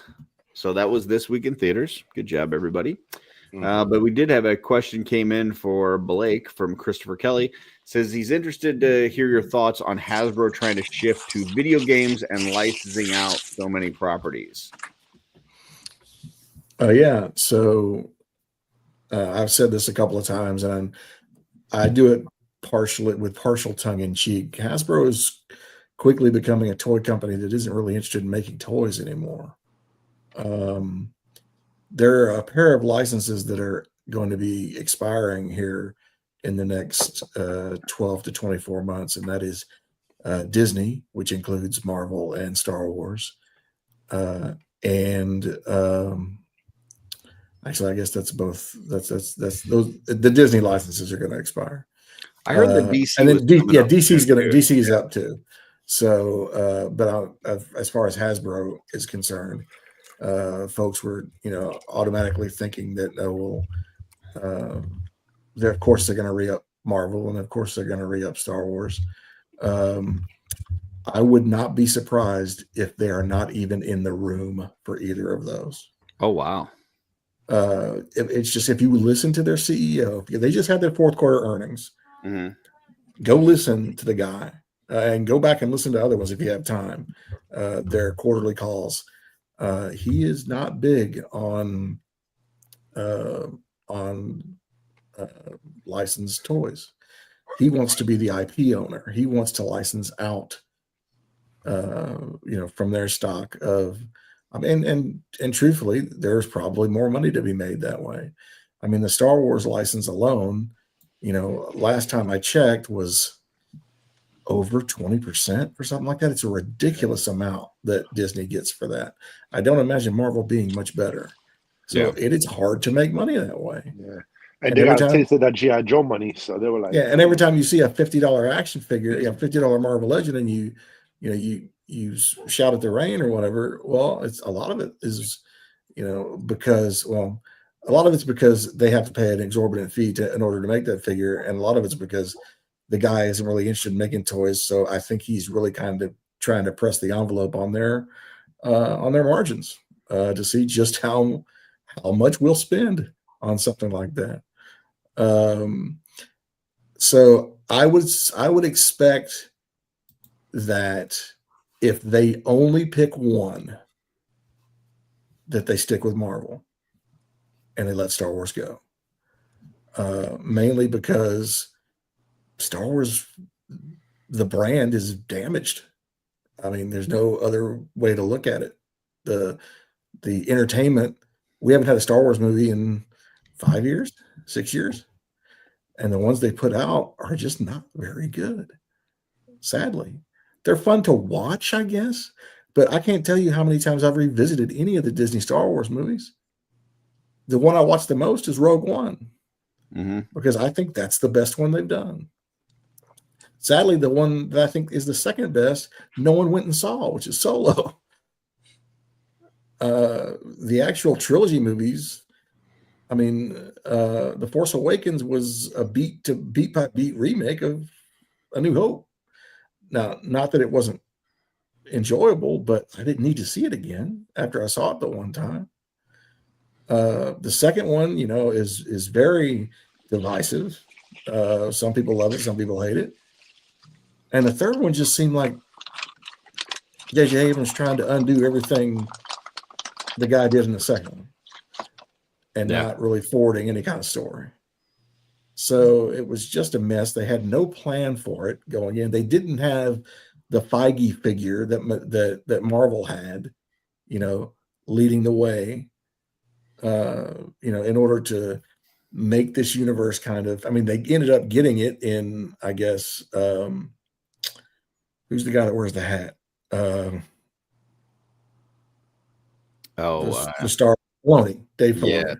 So now, Filoni and Favreau have kind of, at least, to most folks, I don't know if they've come out and said it, but it looks like they are kind of in creative control of Star Wars moving forward.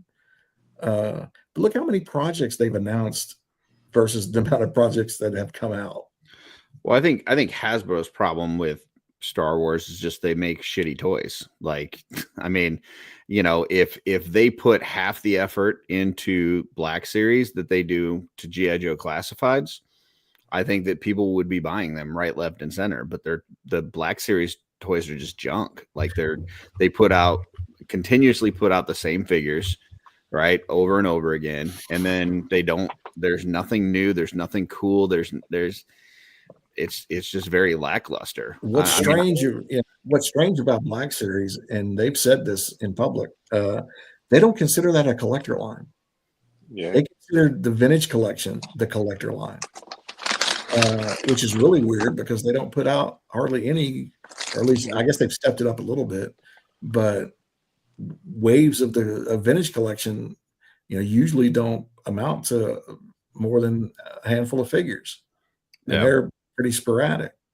They consider the Black Series something like, if, you know, a guy likes Darth Vader, he'll go and buy a 6-inch Darth Vader, and not necessarily being a huge Star Wars fan. Or if you know somebody that's, you know, that reminds you of, I don't know, an Ewok, so you buy them an Ewok to put on their desk or whatever. It's weird the way they think about Black Series over there, versus the other 6-inch lines they have. And I could be completely talking out of my ass here, so, you know, feel free to tell me I'm an idiot. But You're an idiot. I feel like when Hasbro first started doing classifieds, they weren't that great.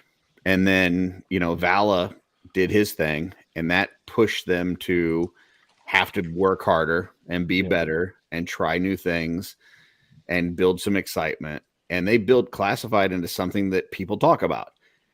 And they don't have that in Star Wars. There's nobody pushing them. There's no. You can't compare the two, though, because even at least with G.I. Joe, they own IP. They're not paying that 20%. Right, but I'm just saying, as far as to do that, there's nobody challenging them to make them want to be better, though. So they just, to your point, kind of with the Darth Vader, they're just going to put out whatever they put out, and if people buy it, they buy it. If they don't, they don't. But they're not trying to make the product better. Like there's no effort that I see to make Black Series or Vintage Collection be a better product at all. Yeah, which speaks to the other point was, like, will they be in the room when these licenses are up? It would not surprise me that they won't even consider re-upping, just because the product, I mean, the product Disney has put out is hard to support, and the licensing fee is hard to pay. And we're not really that interested in making our own toys anymore.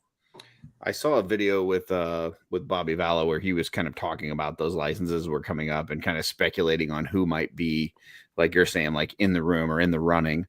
And, you know, he was kind of talking about like what it would be like if, you know, let's say McFarlane loses DC and instead picks up Marvel. Like, I think that there could be some interesting stuff that'll happen in the toy aisle depending on what happens over the course of this year. Yeah. And I don't know that that'll happen, but or what if he gets both? What if McFarlane's doing both, you know, Marvel and DC? Yeah. My crazy prediction was that McFarlane gets Marvel, Spin Master gets DC, and then Star Wars kind of, you know, I really didn't have a new home for Star Wars, but because Spin Master's interesting because they're doing the kid DC line, right? Mm-hmm. And a lot of folks dig those, and the stuff they've done, the Batman and Bane that they did, the 3 3/4 for the movie figures, were actually for $6 or whatever they charged them at Target, were really neat little figures. The new Batman retro, the Batman Forever retro figures that are landing at Target that they did is kind of crazy, and a lot of people don't understand why they've done that. It's actually, I believe, what I've heard through the grapevine, a very simple answer. The reason those are at Target and exclusive to Target is because that is the era of Batman that the toy buyer at Target really likes. So when your toy buyer is saying, hey, I really like, we would buy these because I really like this. What are you going to do? Why not make them? So, I mean, sometimes the answer is as simple as that. But if you remember just recently, Spin Master has dabbled in more collector based stuff with the Sony figures that they did, the PlayStation figures. Mm-hmm. Now, I didn't pick any of those up, but they look really nice. And I haven't heard like a bunch of people complaining about they break as soon as you look at them or anything like that. Mm-hmm. So I think that was kind of the litmus test to show other potential licensors that Spin Master can go, hey, look, we can play in this space. And here you go. This is what we're capable of. What do you think about a toy company like Jada? I mean, they've seemingly have been putting out some good figures at really low prices. Yeah. Obviously, they're still newer to the game, but what do you think about them getting their hands on one of these, whether it's Marvel, DC, or Star Wars? Is that something that's even feasible, you think? I don't know from a financial standpoint if it is. Jada's pretty small. Mm-hmm. And when they are, and their bread and butter is still die cast, over plastic. So I know they are stepping up their collector based stuff. They want to be in that space.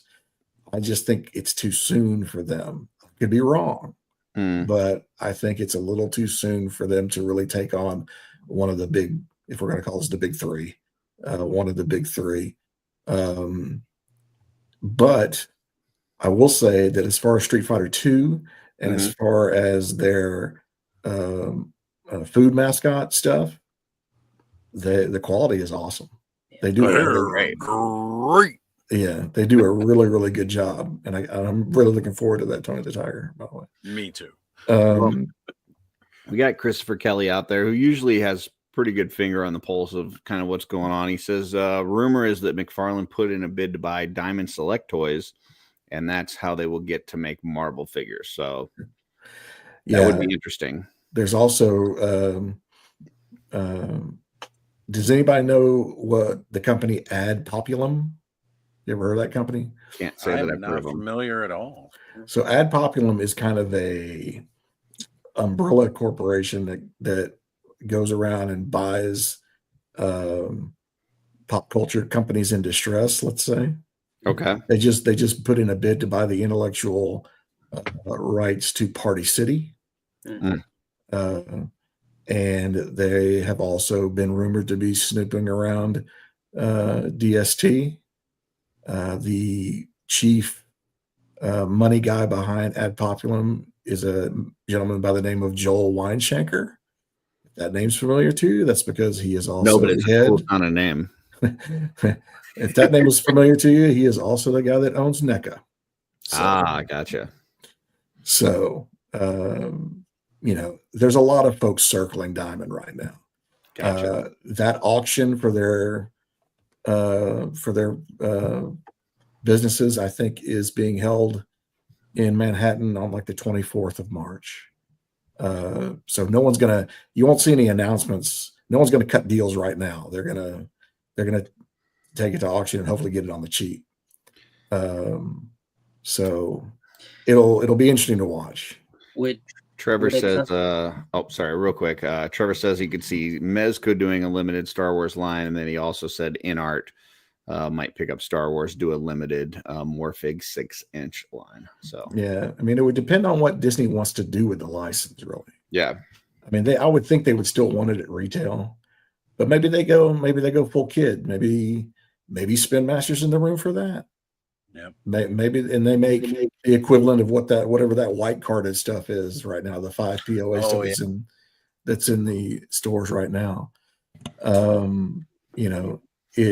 I would love to see Mezco take a run at Star Wars, and especially like in the 112 line. I'd buy Mezco Boba Fett in a heartbeat. Yeah, who wouldn't? Who wouldn't buy a Mezco Darth Vader or a Boba Fett or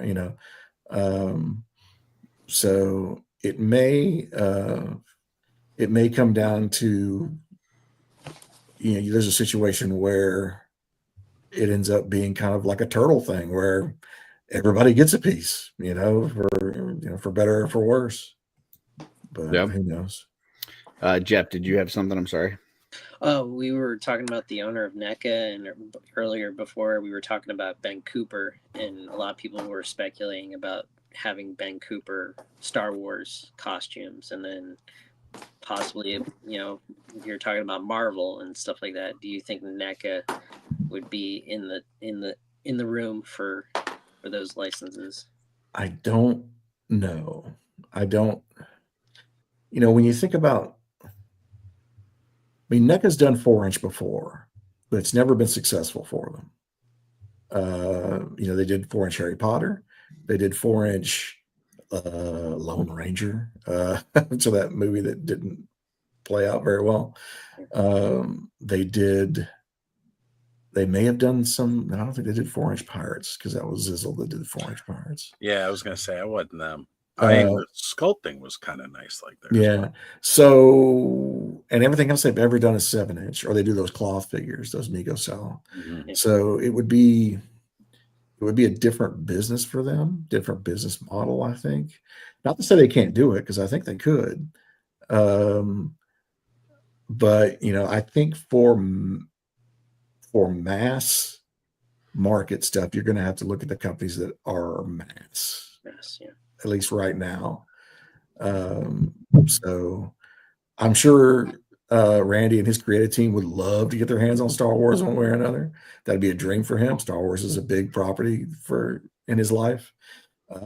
So I wouldn't be surprised if it ends up going to where Disney just starts slicing Star Wars up left and right and handing it to whomever. I'm sure everybody will be in line to get something.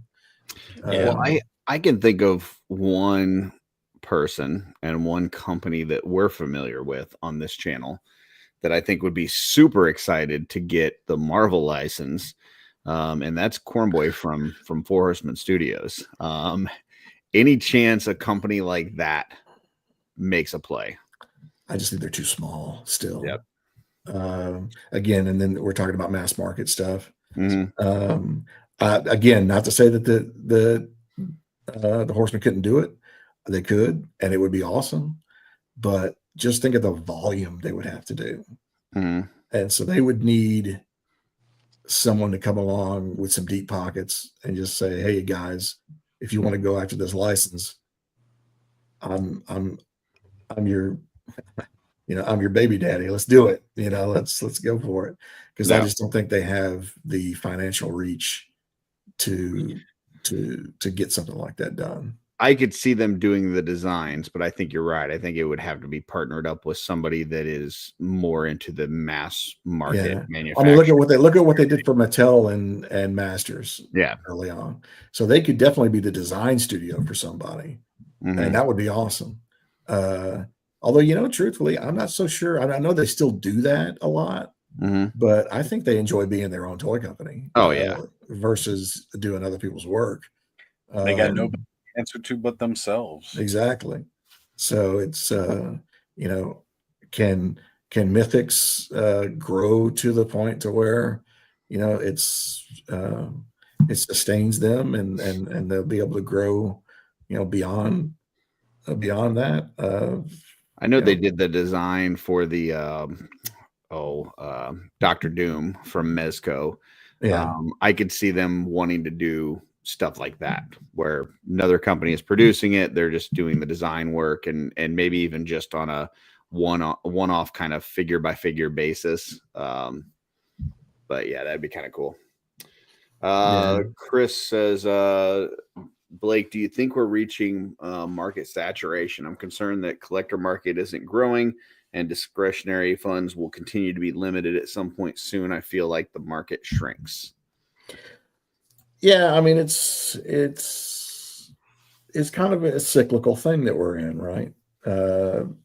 Sometimes, I mean, we are in. I've said it a couple of times. We are definitely in the second golden age of action figures right now. Yeah, for sure.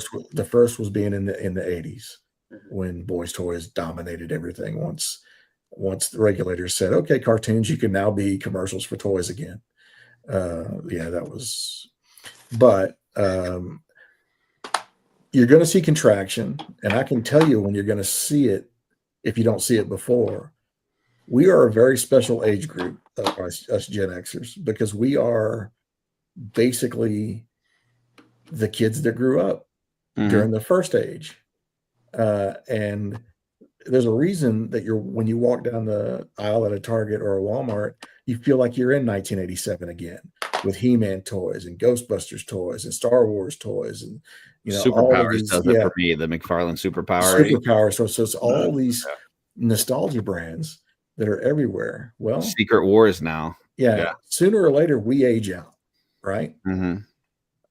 And the kids behind us don't give a rip about action figures. It's all about video games, and it's all about iPods or iPads and iPhones and that sort of thing. So there has Die Hard, leave a nice collection for your kids to part out. Yeah, so there has to be contraction because we're going to go away. Yeah. But I don't know about you. I'm living forever. But even before that, because I think what Chris is asking is, there's so much stuff right now that you've got 12 different companies making Ninja Turtles. I mean, there's a point to where that has to blow up in your face. Although I would have thought that it kind of would have happened already, and it hasn't. Yeah, so, I mean, haven't a lot of those companies had some success with Ninja Turtles? Oh yeah, I would have thought the same thing. I would have thought that like one would have been kind of seen as the main one, like the collector line, and the other ones would have not done so well. But it seems like a lot of them have been continually putting out figures. I mean, I think it thrives because you pick and choose which one you want, right? Like, not everybody's a fan of. But some people are getting all of them. Version. I know some folks that are getting every single one. Hey, look, here's the other thing. Here's the other thing you need to remember. Back when Playmates made Ninja Turtles in the late 80s and early 90s, they were making millions of these things. Not runs of 8,000, 9,000, 10,000, like maybe the Mezco 112 Turtles are. Mm-hmm. They made millions of them. So, you're seeing way less numbers volume-wise split out, but it's just split out between so many companies that it feels like there's everyone's making a bazillion turtles. But they're not. They're making these MOQs are probably much, much, much lower than Playmates alone was doing back in the heyday. So, I mean, NECA's making all of these Archie figures now, right? Mm-hmm. They're not making 100,000 of those figures. They're making 50,000 or 40,000. I don't know these numbers. This is just me spouting numbers off the top of my head. But the point I'm trying to make is that even with everyone making turtles right now, there's nowhere near the amount of turtles out there than there was when Playmates was doing it in their heyday. Right. So it becomes, but I mean, they are expensive. I think if the one company that's probably kind of not, I mean, Mezco did limited with their turtles. Mm-hmm. So they did the 112 scale and they did the 5 points plus. The 5 points plus sets you can still buy off their website. They didn't sell out. They're still there. Mm-hmm. NECA is doing crazy business with turtles because they're doing figures you never thought as a turtle fan you would ever see. No, not at all. Like random thug the one company episode 4. Yeah, the one company that's probably not doing as well with turtles is Super 7. Well, and the reason for that is when you put out $50 figures that are right. And the reason for that is their price point is high. Yeah. But their figures are normally pretty gorgeous and they're huge. They could say they're 7-inch scale, but I mean they're ridiculously big. I have the gorilla somewhere, and he's the size of my head. Yeah. He's a big boy. Yeah. So you know, the license there will be license fatigue on Turtles eventually, and it will fall off, and it will, you know, and some of these licenses will go by the wayside. I think Playmates will continue to make Turtles for as long as there's new product, as long as the current iteration, which I guess is Rise of the Teenage, whatever the show is right now. Yeah. And there's going to be another movie coming out next year, I think. Yep. So they're going to ride that for as long as they can. They'll always be, you know, the joke with Playmates is that they're always on the hunt for the next Ninja Turtles, and they end up finding it. It's Ninja Turtles. Yeah. They reinvent themselves about once a decade, and it's maintained a presence on toy store shelves. Yeah. Pretty much indefinitely since the 90s. There may have been a small gap after the original 90s going to like the 2000s where we didn't see new Turtles product on the shelf. Yeah. But it's always been like 1 to 2 years, whereas like you'll see huge gaps for other toy franchises. Because they hold the Master Toy license, they can affect and then impact what these other players who are in the Turtle game now can do. Yeah. You know, I don't know to what end they can affect it, but they do have some say in you know, what these other companies are you know, able to, you know, put out and not put out. What about Mattel? Do you see them as a player in any of this? I mean, I know I'm actually surprised that they've taken the Masters as far as they did. When they took that back over from Super 7, I thought it was going to be very short-lived. But it, you know, between Origins and New Attorney and Masterverse, it seems like they've been doing at least well enough to continually put out product. Are they kind of happy with that, or do you see them making a play for one of these ones that we're talking about, whether it's DC, Marvel, or Star Wars? Mattel is the obvious landing spot for Star Wars. It really is, because they are the player of size and of ability. You know, they bid on Star Wars in '97 when it was up. They've you know. also done Playmates like bid, you know, it was Star Wars Imagine X too, like recently. And they've done Hot Wheels, the Star Wars Hot Wheels. They've done, I mean, they've done plush. That very first Baby Yoda plush that was all over the place that people were going gaga for and buying them up. That was Mattel product. So, yeah, that one right there. Freaking Greg's got everything. So I got the little one that moves around and winks his eyes at you too. It's the obvious. Hey, wake up. Excuse me, it's the obvious landing spot for Star Wars. Now, is Mattel interested in Star Wars? Maybe not as much as they were back in the day, but I think they would go for it if they found themselves in a position to pursue it and not break the bank. I mean, Mattel definitely knows what it feels like to not jump at that license and see what happens. Right. But you know, Star Wars of the early 80s isn't Star Wars of the 2025, unfortunately. No, it's not. It's a much different thing. So with these ones that we're talking about, DC, Marvel, Star Wars, is there any, how does like the crowdfunding type stuff affect it? Now, I know like HasLabs lately have been more G.I. Joe centric than it is Star Wars, but like the potential for crowdfunding things with any of those three, is that something that plays into this when these folks are looking at it, or is that I don't know how much that stuff actually makes these companies? It does. They don't. I mean, you can look at HasLabs and go, man, they are raking us over the coals. At the end of the day, that's a drop in the bucket. That is all done. I mean, yes, they're profitable, or they wouldn't do them. Mm-hmm.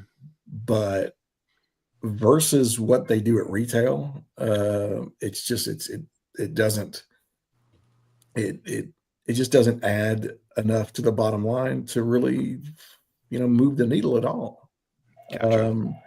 Because ultimately they still have to, you know, when you do a HasLab like that, they still have to tool up the entire thing. So that's a lot of money. You know, those metal tools cost, you know, quite a bit, as anybody in the business will tell you. Which is why, you know, a line like Marvel Legends has such a long life, and because they reuse. And that's one of the things that the Horsemen are really good at, is the ability to reuse, you know, some of those Mythic Legions parts, and using paint to almost disguise it in a good way, where it looks different, but it does not necessarily a different tool. I think they're masters at that.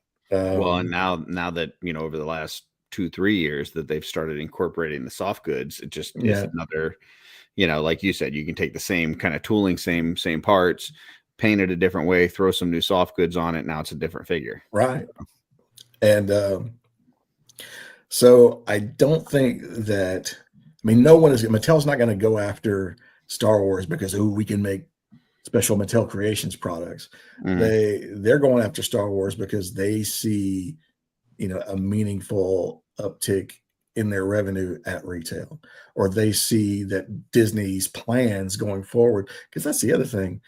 If I'm any of these toy companies, I'm walking into that Disney meeting looking down at Disney going, what do you got? You know, what's happening with Star Wars? What you have to sell them. It used to be they would walk in and fall all over themselves to get to Star Wars. Now it's got to be the other way around. They have to have Star Wars, the Disney guys going, okay, let us show you what our plans are. And they better be damn good. Like the MCU, or do you think that more of the Marvel is based on kind of the comics and the history of Marvel rather than what's going now? To a degree, I think that the MCU is kind of in the same boat, because I mean their movies haven't exactly been, you know. I've noticed a big uptick in them going back towards more comic themed than like the last several waves. Right? Yeah, the new announcement for the gaming wave, like they're pulling back on how much MCU it seems that they're putting out now, and getting back to like fans really want to see like 90s era comic style stuff. And because the MCU stuff became Ollie's exclusives, right? Oh god, yeah, still flooding my Ollies. Same with Star Wars. So I mean, it's just they've gotten to a point to where now the creatives at Disney have to prove to the toy companies that these are licenses that they they're gonna want and gonna need to, you know, flow cash to the bottom line. Yeah, because right now, well, it's kind of it, right? Like, who wants, like, what can Mattel do with a Darth Vader that hasn't already been done with Darth Vader? Like, those are the kind of things. Darth Vader, like, He-Man. I mean, of course, the crossover. They were doing a crossover with Motu, like they're doing with everything else right now. Darth Vader Turtles. Yeah, that wouldn't be Mattel though. They had to get playmates to help them play in that field. And they did that to a degree. There are drawings out there that for that crossover. Anyway, just interesting to see how far Star Wars is kind some of it. You know, some of it would be just the fact that, oh my God, there's a Mattel Star Wars figure out now. So I'm gonna have to grab that just to be a part of the history, right? What could they do different? You know, I don't really know. We would have to see. Maybe they'll resurrect the Comtech chip. That was such a good idea. Chris, how many hundreds of millions do you think they invested into R&D research for those things? And everybody was like, "This is fucking stupid." Don't know. I hold on. I can't believe Blake came up with He-Vader and not Skelevator. Come on, it was right there. Hey, I know that guy. Chris Kelly says, I think the biggest benefit of the HasLabs are the cash flow infusion that they get each quarter. Transformers HasLab ends 1 week before Q1 2025 ends. So, but how much cash are they getting off that? I don't even know what did that end at. I don't know what their goals were. Yeah. And I also don't know. I mean, I see this stuff, like the stuff that's retail. I see the stuff in the stores, but I don't know how many of these they're making. Right. You know, I don't know how much they're making off of the mass retailer stuff versus the HasLabs, because I don't know how fast this stuff is actually moving. Ultimately, I think that the HasLabs, I mean, they're a nice piece of business, or they wouldn't do them, but it pales in comparison to what they can do at retail. I know the 25 MOQ million on typically. Lando So was too big. That's what it was. I'm still finding Lando at just about every when I go. Mind you, I think Lando is great. He's one of my favorite characters in Star Wars, but apparently nobody else wants to buy a toy of him. Well, not when they like put the same one out like a whole bunch of times. That's what I'm saying. It made too, like right? a bunch, yeah, made like millions of them. So, awesome. So, what else? Any other news shaking stuff going on in the toy industry that us toy collectors should be worried about or should know? I'll just say we'll know a lot more after next weekend. Oh, okay. Because Toy Fair tends to bring that out in folks, so we'll get back. I mean, it runs Saturday through Tuesday, right? So, like I said, you'll start seeing images and videos popping up Saturday evening, I'm sure. I just want to see a vac metal copper kid, and I'll be good. That's all I want. An ultimate vac metal copper kid. Yeah, there you go. Yeah, you will probably see that. They've got the first two out. They've already got the second two have been pre-ordered. I just need them to at least show me a copper kid. Just let me know that it's on the way, and I'll be happy. I'll be good. There's always, some good licensing surprises, some stuff that you really wouldn't expect landing there. I believe Super 7 will show us some stuff that will pique our interest. I'm hoping to see something new from Mondo too. I don't know if I would assume they're going to be there. Yeah. Well, Funko's there, so they'll be in with Funko. More 112 stuff. So they'll, I mean, if you look, if you do get the Toy Collector number 16 with our Thundercats extravaganza and read the Mondo entry into that, you will be able to discern what the third figure is that they will be doing for the Thundercats line. I'm not going to ruin it, and they didn't say specifically, but it doesn't take a genius to figure out the content clues. Blake, is there a company that you're looking forward to seeing at Toy Fair that you don't know what they have on the horizon? I keep pretty good tabs on people, so there's not anybody that really I'm always interested in when new players show up and get into figure lines. Like over the past year or two or three, like Trick or Treat Studios has really jumped into the toy game with both feet. Yep. I love what they're doing with Toxic Crusaders. I've gotten both of those figures so far. I hope they're able to keep doing those. And we'll be seeing them. The very first thing Saturday morning is their little collector event. So I think that they'll be showing some interesting stuff there. Who do you think weekend's over, right? The weekend's over and everybody's posting pictures and talking about what's going on. Who makes the top headline? What company makes the top headline? Who wins Toy Fair? Who wins Toy Fair? Man, that's a good question.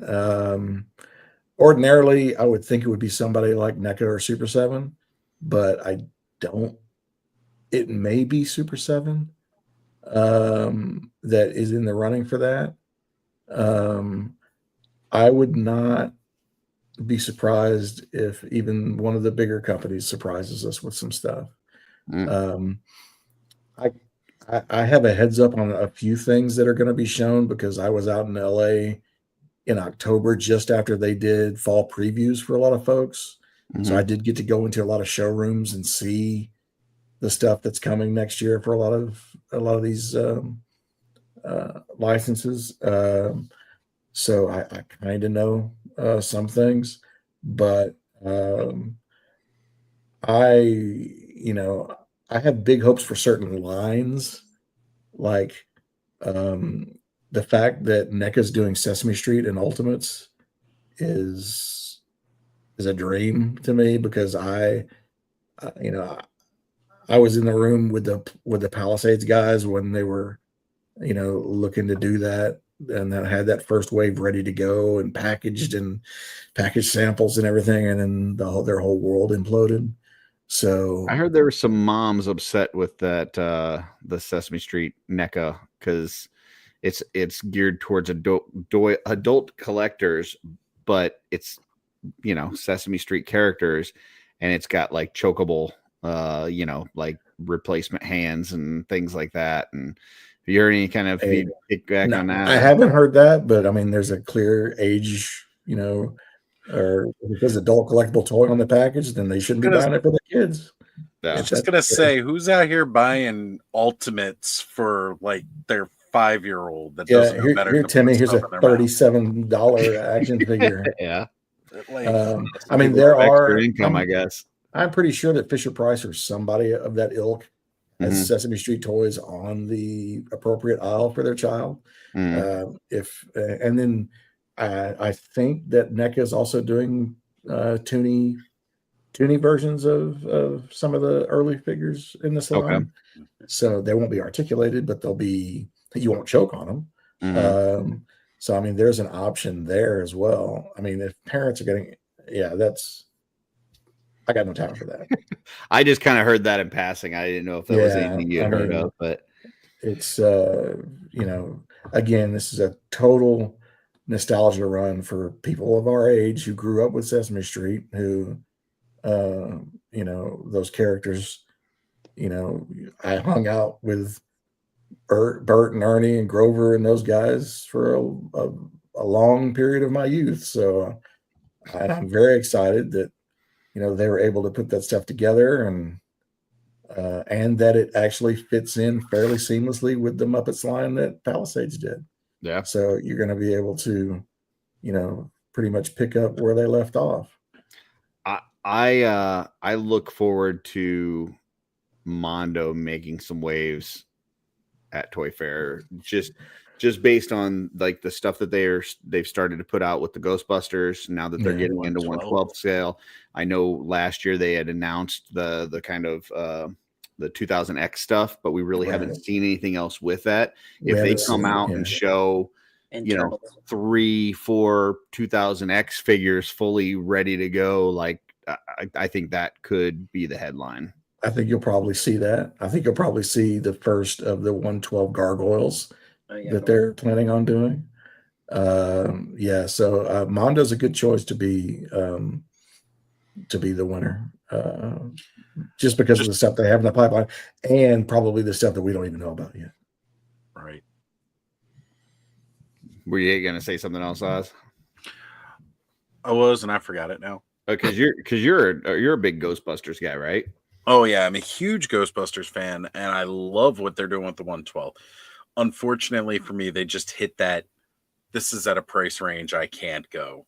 But is it because of the combo deals? Like if it was separated. Let's put it this way: if they were selling Boogeyman by himself, there would be no way I wouldn't buy that figure, because that is something I have wanted a toy of since I was a kid. I mean, I've got Phantasm toys, the Destructor back here to go with my Kenner's Classics because it's the right scale, right look.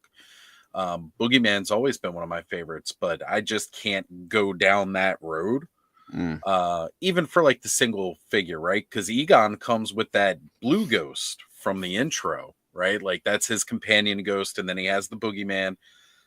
But I couldn't even, you know, I'm not dropping. I say this, and yet I buy a lot of Horseman stuff anyway. I'm not dropping $101 on a single 1/12 scale action figure, or $202 to get the 2-pack of them. Yeah. 3-pack ish. It's basically 2.5. Yeah, like 2.5. Actually, it's almost 3, because like the little ghost that gets sucked into the trap. That's right. Is not the Boogeyman, because the Boogeyman they couldn't contain in the trap. But the episode that the Boogeyman airs in, they go after like this gangster ghost, And that's the ghost that's getting sucked into the trap. So, I mean, I don't know. I'm way too Ghostbuster nerdy, but I mean, I got a whole shelf dedicated to them and Scooby-Doo. So Awesome. I'd love to. I absolutely love to. The thing that I enjoy most about it is that it's getting out there, that it exists in this world. There are people who are able to afford it and get that in their collections, and they get happy about it. Because one thing about buying toys, it's not supposed to be frustrating. It's not supposed to be irritating. And if you can't enjoy collecting toys, if it's frustrating you, I don't know what you're doing wrong, because toys are supposed to be fun. So I'm not going to get frustrated that I can't get these toys. I'm going to be happy for everybody who can get those toys. So, like, I don't own a single Mondo, and that's just because they're all out of that price range. But I absolutely love seeing everybody else get them. We got Sean, that Tila, out of nowhere. Like, the way he just lit up and he got really excited about it. You know, like, I'm sorry. That's amazing. That's amazing. Yeah. So, for sure. All right, guys. I think we're about at that mark. It's time to close out the show with a lightning round. And I've just got one question for you, but two. We need two answers. Two things that you are looking forward to get in hand this year. Could be something you've already pre-ordered. Could be something you know that's coming up. But two items that you are most looking forward to this year. I will kick it off. All-Star 6 Sir Enoch, great Templar with all the soft goods. He's got the tabard, he's got the cloak, he's got all kinds of extra parts. It was a $37 pre-order figure. So much value in that one. Super excited about that one. And then my second one would be the Mafex Superboy from the Reign of Superman line. That will complete that group. And I can't wait to get that. I'm a little cautiously optimistic on how well the kind of leather soft goods are going to be on that jacket and how well it's going to hold up over time. But it looks fantastic. So that's my two. We will go to Jeff next and wrap our way around. Jeff, what do you got? Two things that you're looking forward to most this year to get in hand. Yeah, in hand, I'm really looking forward to Velic Spear in the Ox Crew, Cosmic Legion's Ox Crew Book 1. Ever since I saw that big beefy spacesuit, I have so many plans for it, and I need it. I need it so badly. Do you see those like early test shots that they showed pictures of and compare it? Yeah. So I got to see those shots before everybody else did. Nice. Look at Cosmic Jeff. That was one of the coolest things I have ever experienced being in toy collecting, because we had that nice mythic meetup with Jeremy and George. And Jeremy goes, "Hey, take a look at this." And he threw out his cell phone at me. I'm like, "Oh my God, I don't think anybody else has seen this." And he's like, "No, nobody hasn't seen this yet." That's awesome. So for the Cosmic in me, I was like, thank you, Jeremy. Thank you so very much for showing me those photos. And then the comparison with Velic and Sligor, I was like, oh, we're golden. I can't wait. Second one I'm really looking forward to, and Oz, I will bring it to Legion's Con for you to check out. I did pre-order the Peter Venkman with Sam Hain. Nice. So I'm really looking forward to real Ghostbusters in my hand. Did they give you a fan?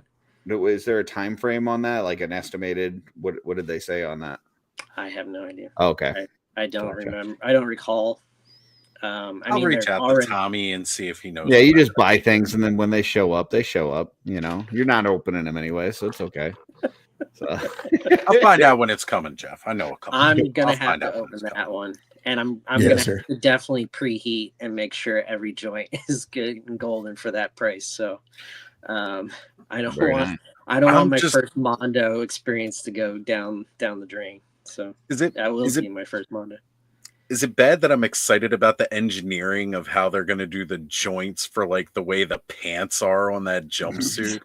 Like, I'm excited to see how they do the articulation on these in 1/12 with their sculpting. It's crazy. Yeah, I've kind of looked at it, like, you know, you only see pictures. I haven't seen it in person at a toy show or anything like that. But Right. if it's anything better than NECA or any of those like jointless or pinless and single joint type stuff, yeah, we're golden for 2000X gargoyles and turtles. I'm really looking forward to Turtles 112. Awesome. Oz, 2 things you're most looking forward to getting in hand this year. Well, first off, let me just go ahead and say Headhunter next weekend, ZoloCon. I'm sorry, that freaking figure looks phenomenal for me. It looks really good. That's It's cool. got glow in the dark too. Like it's actually glow in the dark this time, not just we're gonna say it's glow in the dark and then it doesn't come that way. You know, I'm Too pumped. soon. So I know it is. Believe me, I'm still hurting. I'm still hurt. Gut punch, totally. But really, I've already got the other one in hand right now. Like, I'm sorry. Pre-ordered this fucker. Waited 2 years for this, and her and this freaking Chimera, I've been waiting years, and then I had to sit on it for an extra week because I am like the king of toy edging. You know, I've been sitting on this thing for a week, not opening it because I open my toys at the clubhouse every Saturday. So this one. There you go. Oh, and for Greg's sake, so he doesn't like crush me at ZoloCon or something, because although I'm a big guy, he's still bigger than I am. Sir Uksak, yeah. Well, before Blake goes with his, I just had to also throw in there, I'm excited for my first issue of Toy Collector Magazine. It's this great magazine that I signed up for tonight. They had a great deal going on where you get 6 issues for $69. So I basically got the whole next year coming.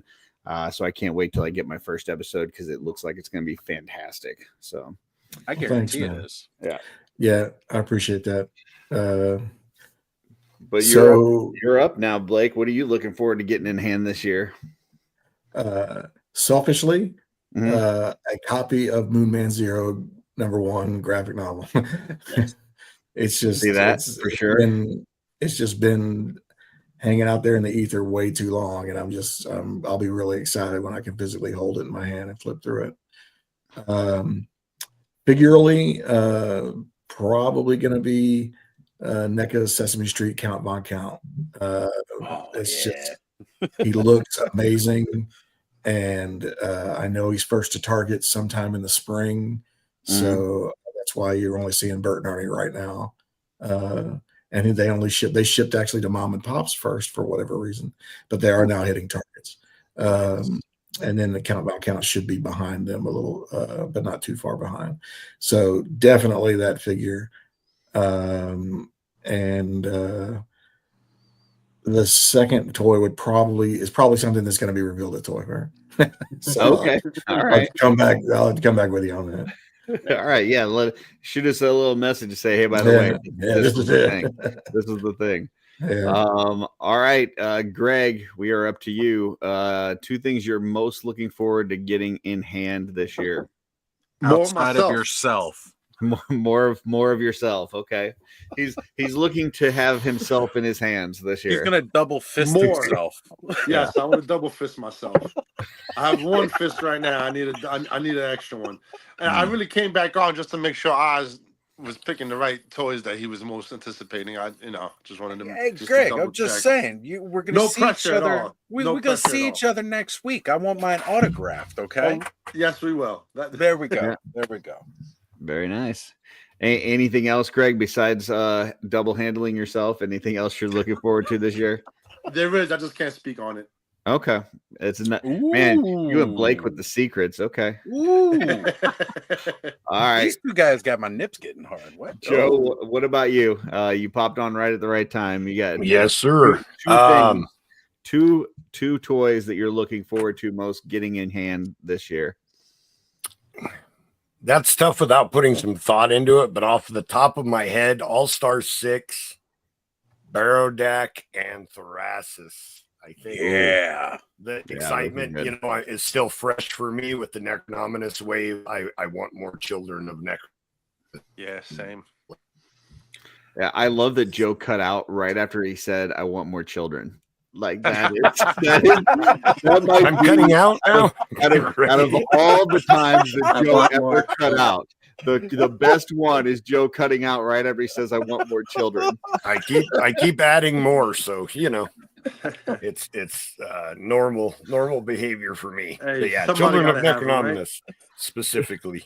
Gotcha. Okay. And if other children happen, they happen. I mean, Have some more for me, there's Joe. a period of time in the past that I don't remember that well. Kids might pop up. I'm not sure. Chris says, I've been listening to Blake going all the way back to his Toys That Time Forgot book on Dave and Duvall's Toy World Order podcast many years ago. Great conversation. Yeah, the first Toys That Time Forgot was 8 years ago. So, Nice. and by the way, if anybody's interested in those books, they still are available through Big Bad Toy Store. So, again, it's 3 volumes of action figures that almost made it out, but never reached store shelves. So, check it out. All right. We'll go around the horn. Oh, sorry, Jeff. Yeah. I don't know, Blake, if you can tell us, but is there going to be any coverage on the Mythic Legion's Dragon? We did have it in a couple of issues ago in that Take Our Money section. It was actually the lead thing. I would love to be able to do some things with the dragon, and that will probably be a topic of conversation at Toylanta with horseman representation there. Very nice. It's a magnificent looking thing. Did they ever land on a price? Is it $500? How much is it? We don't know yet. Still don't know? It's Still don't supposed to know? go up in March. It's supposed to Okay. go up for pre-order. So yeah, I mean, I definitely want to do some stuff with the Horsemen. We've been trying to get a cover reveal with them for a while, but timing just hasn't worked out. That's one of the things that, again, just to toot the toy collector horn. Every cover that we've done so far, so now 16 covers, have all been exclusive reveals to us. Oh wow! That in the internet day and age, I think that's saying something. It's huge. At least it says something about my ability to negotiate with these companies. So we will continue to do that for as long as we can, because one of the things that the internet told me I couldn't do was break toy news in a magazine. And I respectfully, you said hold my beer. I said I respectfully disagree. It's just a matter of negotiation and timing, and I've been able to do it 16 times in a row, so we're gonna we'll keep that party going. I'm trying to get more and more different companies involved, and this year we've had I've already got some negotiations underway with a couple of companies that will be their debut covers. So it's nice. It's exciting times. It's hard to believe we're already in our third. We're going to be moving into our 4th year here, in the fall. So time flies when you go to toycollector.com to subscribe today if you haven't already. If you're just, let's say you go to Big Bad Toy Store to buy some toys because it's cool to buy toys from Big Bad Toy Store, throw in some of the older issues in there. So yeah, I mean, these magazines were designed to be collector's items. They're not something to be just thrown away when you're done. We perfect bind them. We have what is in the highlights of the magazine are on the spine. So when you put them into yours, Big Bad Toy Store right there. When you put them on the shelf, you will be able to see, oh, that's the issue with the Thundercats. Let me pull that one again and be able to flip through and read it. So yeah, it's I personally wanted to create a magazine that collectors would keep as part of their collections, not necessarily something like a comic grade, not to knock on Tomarts and Lee's and Toy Fair, but they were of their time, let's put it that way. I wanted something a little more not only attractive, but something you would want to hold on to. Awesome. Well, Curtis, you got to make one that actually reads what's in there. Like when you open the page, it just reads it out to you, like the old cards. Oh, You know, when trust you me, open them up. Darla's going to be reading me these toy collector magazines when Oh, they come in. Yeah, that yeah. I'm going to tracks. be looking at the pretty pictures. Got a and lot of I'm pictures for you, Curtis. I'm Yeah, going So to you're hand gonna it get over to two. You're Darla, gonna and I'm get going to one say, for "Tell me Darla what to this read and says one for about you this to look cool through. picture." Yeah. we do a lot of pictures. Yeah. So yeah, toycollector.com. Sign up for that. We've got the Kickstarter coming next month, correct? Yep. March the Okay. 2nd, if play my cards right. So once that gets going, I'm sure Oz will help us remember to kind of promote that here on the show. And you can go to Kickstarter right now. There's a landing page for it, and click the notify me at launch, and Notification button. yeah, they will send you a little email to let you know that yes, the Moonman Zero Kickstarter is live. Very nice. I'll get that link back up there. Oz, what you got going on that you want to promote? What can I say? Tomorrow, Clubhouse. We're going to be opening up toys. We're going to be having a lot of fun, just hanging out and doing our thing for every Tomorrow weekend. night? Yeah, it's tomorrow night, every Saturday. You know, Perfect. like I say, even last Saturday we had it. It just wasn't on my channel because I wasn't there, but we still had a Clubhouse. I mean, it was on your channel. It was on my streamed. channel. Yeah, just you weren't there. Yeah. I jumped on just so I could actually have it simulcast to my channel, it was cool that Punk did that too, because he didn't have to, but he was like, no, if you want to jump on and simulcast, go ahead. So very nice. Definitely did that. And yeah, later this week, this upcoming Thursday, we're going to be doing another The Frenzy. It's going to be our The Frenzy for the month of February, where if you guys want more of this guy right here, Blake Wright, we're going to be having him in this on this Thursday, and we're going to be going over some more stuff with Moonman Zero and just hanging out and having a blast again. So beautiful. Jeff Ray, what you got going on? Got Cosmic Contact in the Cosmic Cabal this Tuesday. We're gonna be wrapping. The Cosmic Character Packs are wrapping up this Sunday. So if anybody wants to come and talk about what they order, what they're looking forward to, what they have plans, customizing with sorts, come join me in the chat or send me a DM and I'll have you on screen. We'll talk about Cosmics. Beautiful. Yeah. Oz? I actually forgot. I am on another show this coming weekend. On Sunday, I'm going to be hanging out with our good buddy Stu over at the Universal Toy Collector YouTube channel. He's based out of the UK, so it's going to be a little bit earlier in the day. But I'm going to be hanging out over there for a Star Wars trivia night. Oh, very nice. If they talk about like anything modern Star Wars, I'm totally going to bomb on this. But like if we stick to extended universe, like old school, 90s Star Wars, I'm totally gonna rock everybody's shit. Beautiful. Joe, what you got? I'll do my best to be on Oz's Clubhouse tomorrow, of course, like usual. Might be a little later than the start of the show, but I'll be on there.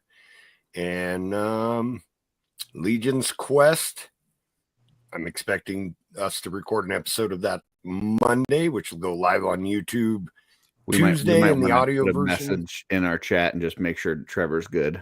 But yeah, get Trevor's permission to have a show. Yeah, and then the audio version will be up Thursday. So I'm expecting that. I think that's it for me. Okay. Greg Schmerber. Schmerber. I'm a possible fill-in for his show Sunday morning. Okay. But I don't know for sure yet. He said he got a hold of me just because he hasn't gotten confirmations from a few people. So I might be on there. But either way, even if I'm not, check it out. Great show. I'll be there in the chat. So for sure. And tomorrow morning, check out Double Jointed in the morning on Saturday Morning Toy Collector. They are now on at 11 Eastern. But it's great little Saturday show to kind of wake up and watch. I will be on with Jesse tomorrow night. And we are doing a live pop and swap session with the 3 2.0 deluxe sets from the Tactic campaign, from the War Aether Blade. So you've got the female orc, the female elf, and the male elf all use 2.0 parts, so they're all interchangeable. There's a lot of different combinations and options there.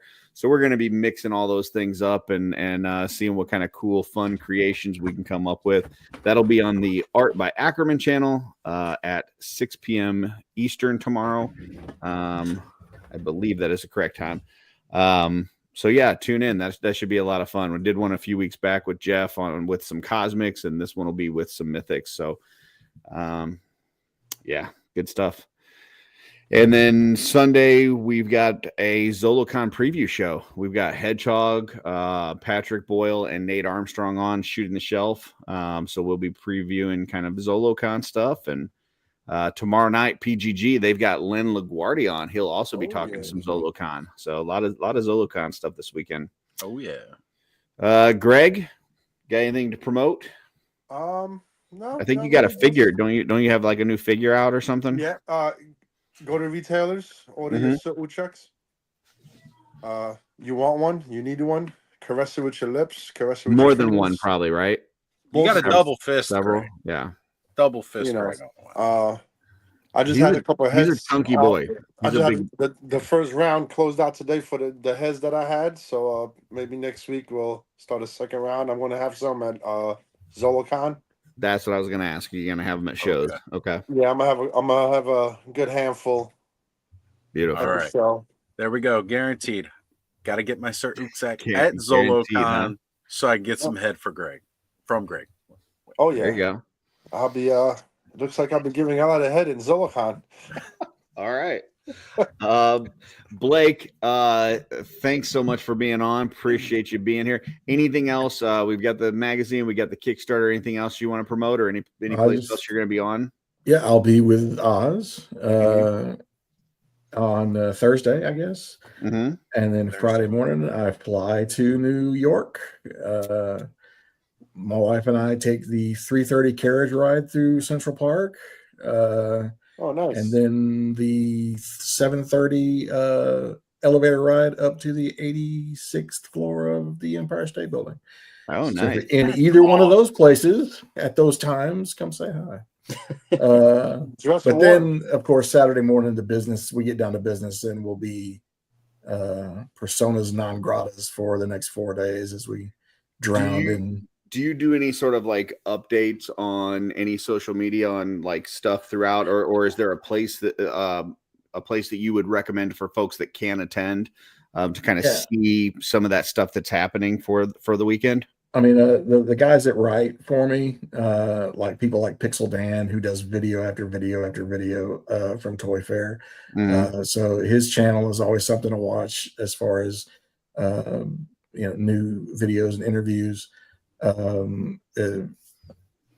Jay Glatfelder, who does Geek Dad Life, he's there as well. He'll be doing stuff. I'm sure he'll be posting photos to his website as well. I will do select things on social media, but because my bread and butter is print, I hold back a lot of things. Gotcha. That I mean, especially if I get something. I get to see things and photograph things that no one else gets to. I will probably hold that for the magazine. Typically, there's not a lot of that at Toy Fair, but it can happen. I'm glad to see that Oz isn't the only one toy edging, so that's cool. Yeah. He gets it worse than me because at least like everything I'm holding on to, we all know about already. He's got to hold stuff in. He's up there at the same level Trevor is a lot of times. Yeah. He's got to hold on to info he can't tell. Great. Yeah, I mean it's it can be crazy sometimes. It's like what I always get. Somebody will have a little secret and goes, "Man, can I trust you?" I'm like, "Dude, I keep secrets for a living." This is what I pretty much at this point. Yeah, I think you can trust me. But yeah, I mean, it'll be interesting to see the vibe around Toy Fair because I know a lot of companies are kind of they're treating it more and more as kind of a marketing and PR deal versus actually cutting, inviting clients to come, sign POs and that sort of thing. It's kind of shifted from a sales deal to more of a marketing and public relations kind of gathering. So usually the deals get cut at the fall previews that occur in LA in September. We'll see if what the mood is there. And again, because we missed one last year, we'll see what the traffic's like. It may be down quite a bit. I mean, there are a few handful of companies that aren't going to be there that you would consider maybe that that they would be. But there's a couple of companies that are actually going to be there that you're like, wow, that's really early to get to Toy Fair. But sometimes you just got to take the plunge and see if there's any interest in. Like, I think 9 to 5 Warriors is going to be there. And I think they're sharing a booth with Plunderlings. Now, Plunderlings have been there before, but this is new for 9 to 5 Warriors. That's kind of an interesting pairing, isn't it? Yeah, and I love Brandon's toys. I have all of the 9 to 5 stuff, and I backed his last Kickstarter and everything. But you kind of think like, wow, if someone wants to come and write him a big purchase order, can he be swamped out of business? Because I mean, there is such a thing as too much of a good thing when it comes to people wanting to get this product. Yeah, people wanting to buy your toys. It's like, hey, we want 10,000 of each. It's like, I only make 1,000 of each, like ever. It's like my MOQ is so much smaller than that. Right. But it is again, it's a great opportunity to get your stuff seen. So if someone wants to come across and say, hey, we're interested in not necessarily buying your IP, but maybe licensing it and distributing it for you. I mean, maybe that's the kind of deal you can do at a show like that. That's the kind of deal Hasbro's looking to cut. Yeah, but and again, like I said, to gauge moods and just see what the whole barometer is for things like Hasbro still being in the toy business, or how many Donatello's Labs is NECA going to ship this week, or extras. Yeah. So I mean, it's little things like that sometimes are as cool as the reveals, because you really get a sense of like where things are heading or where things are going, or where things have already been in some cases. But you're just getting your first whiff of it. Like Diamond Select Diamond's going to be there. They have a booth. I have an appointment with them. Why? Because what are they going to do at this point? Because you have to conduct business as usual. You kind of have to. It's weird, but you kind of have to, because now you're showing product that you're never going to put out. But if someone buys you, what are they buying? They're buying, right? The pieces that if they're buying DST, then they're going to, like you said, there's Marvel figures that are coming out. If you're buying Gentle Giant, then there's Star Wars busts and statues that are coming out. So you almost have to still show the stuff, but you're not showing it for you anymore. So that'll be an interesting booth tour. I mean, and again, the last time I talked to Zach, which was about a week ago, he said they were going to be there. Now, would it surprise me if I pull up and there's a big empty spot where Diamond's supposed to be? No, it wouldn't. But we'll have to wait and see. It's just more intrigue going into New York next week. All right. Well, it'll be fun. I mean, I think people have kind of maybe an idea of what they think they're going to spend this year on toys, and then next week's going to happen, and that's going to blow everybody's budget out of the water. It will definitely change some things. Yeah. My budget for toys got blown out of the water back in November. Yeah. So there's more. I bet. I know. That's the worst part. I know there's more. There's always more. There's always. All right, folks. Well, thanks. It's been great. And we will see you next time on the OffWorld. Catch you later.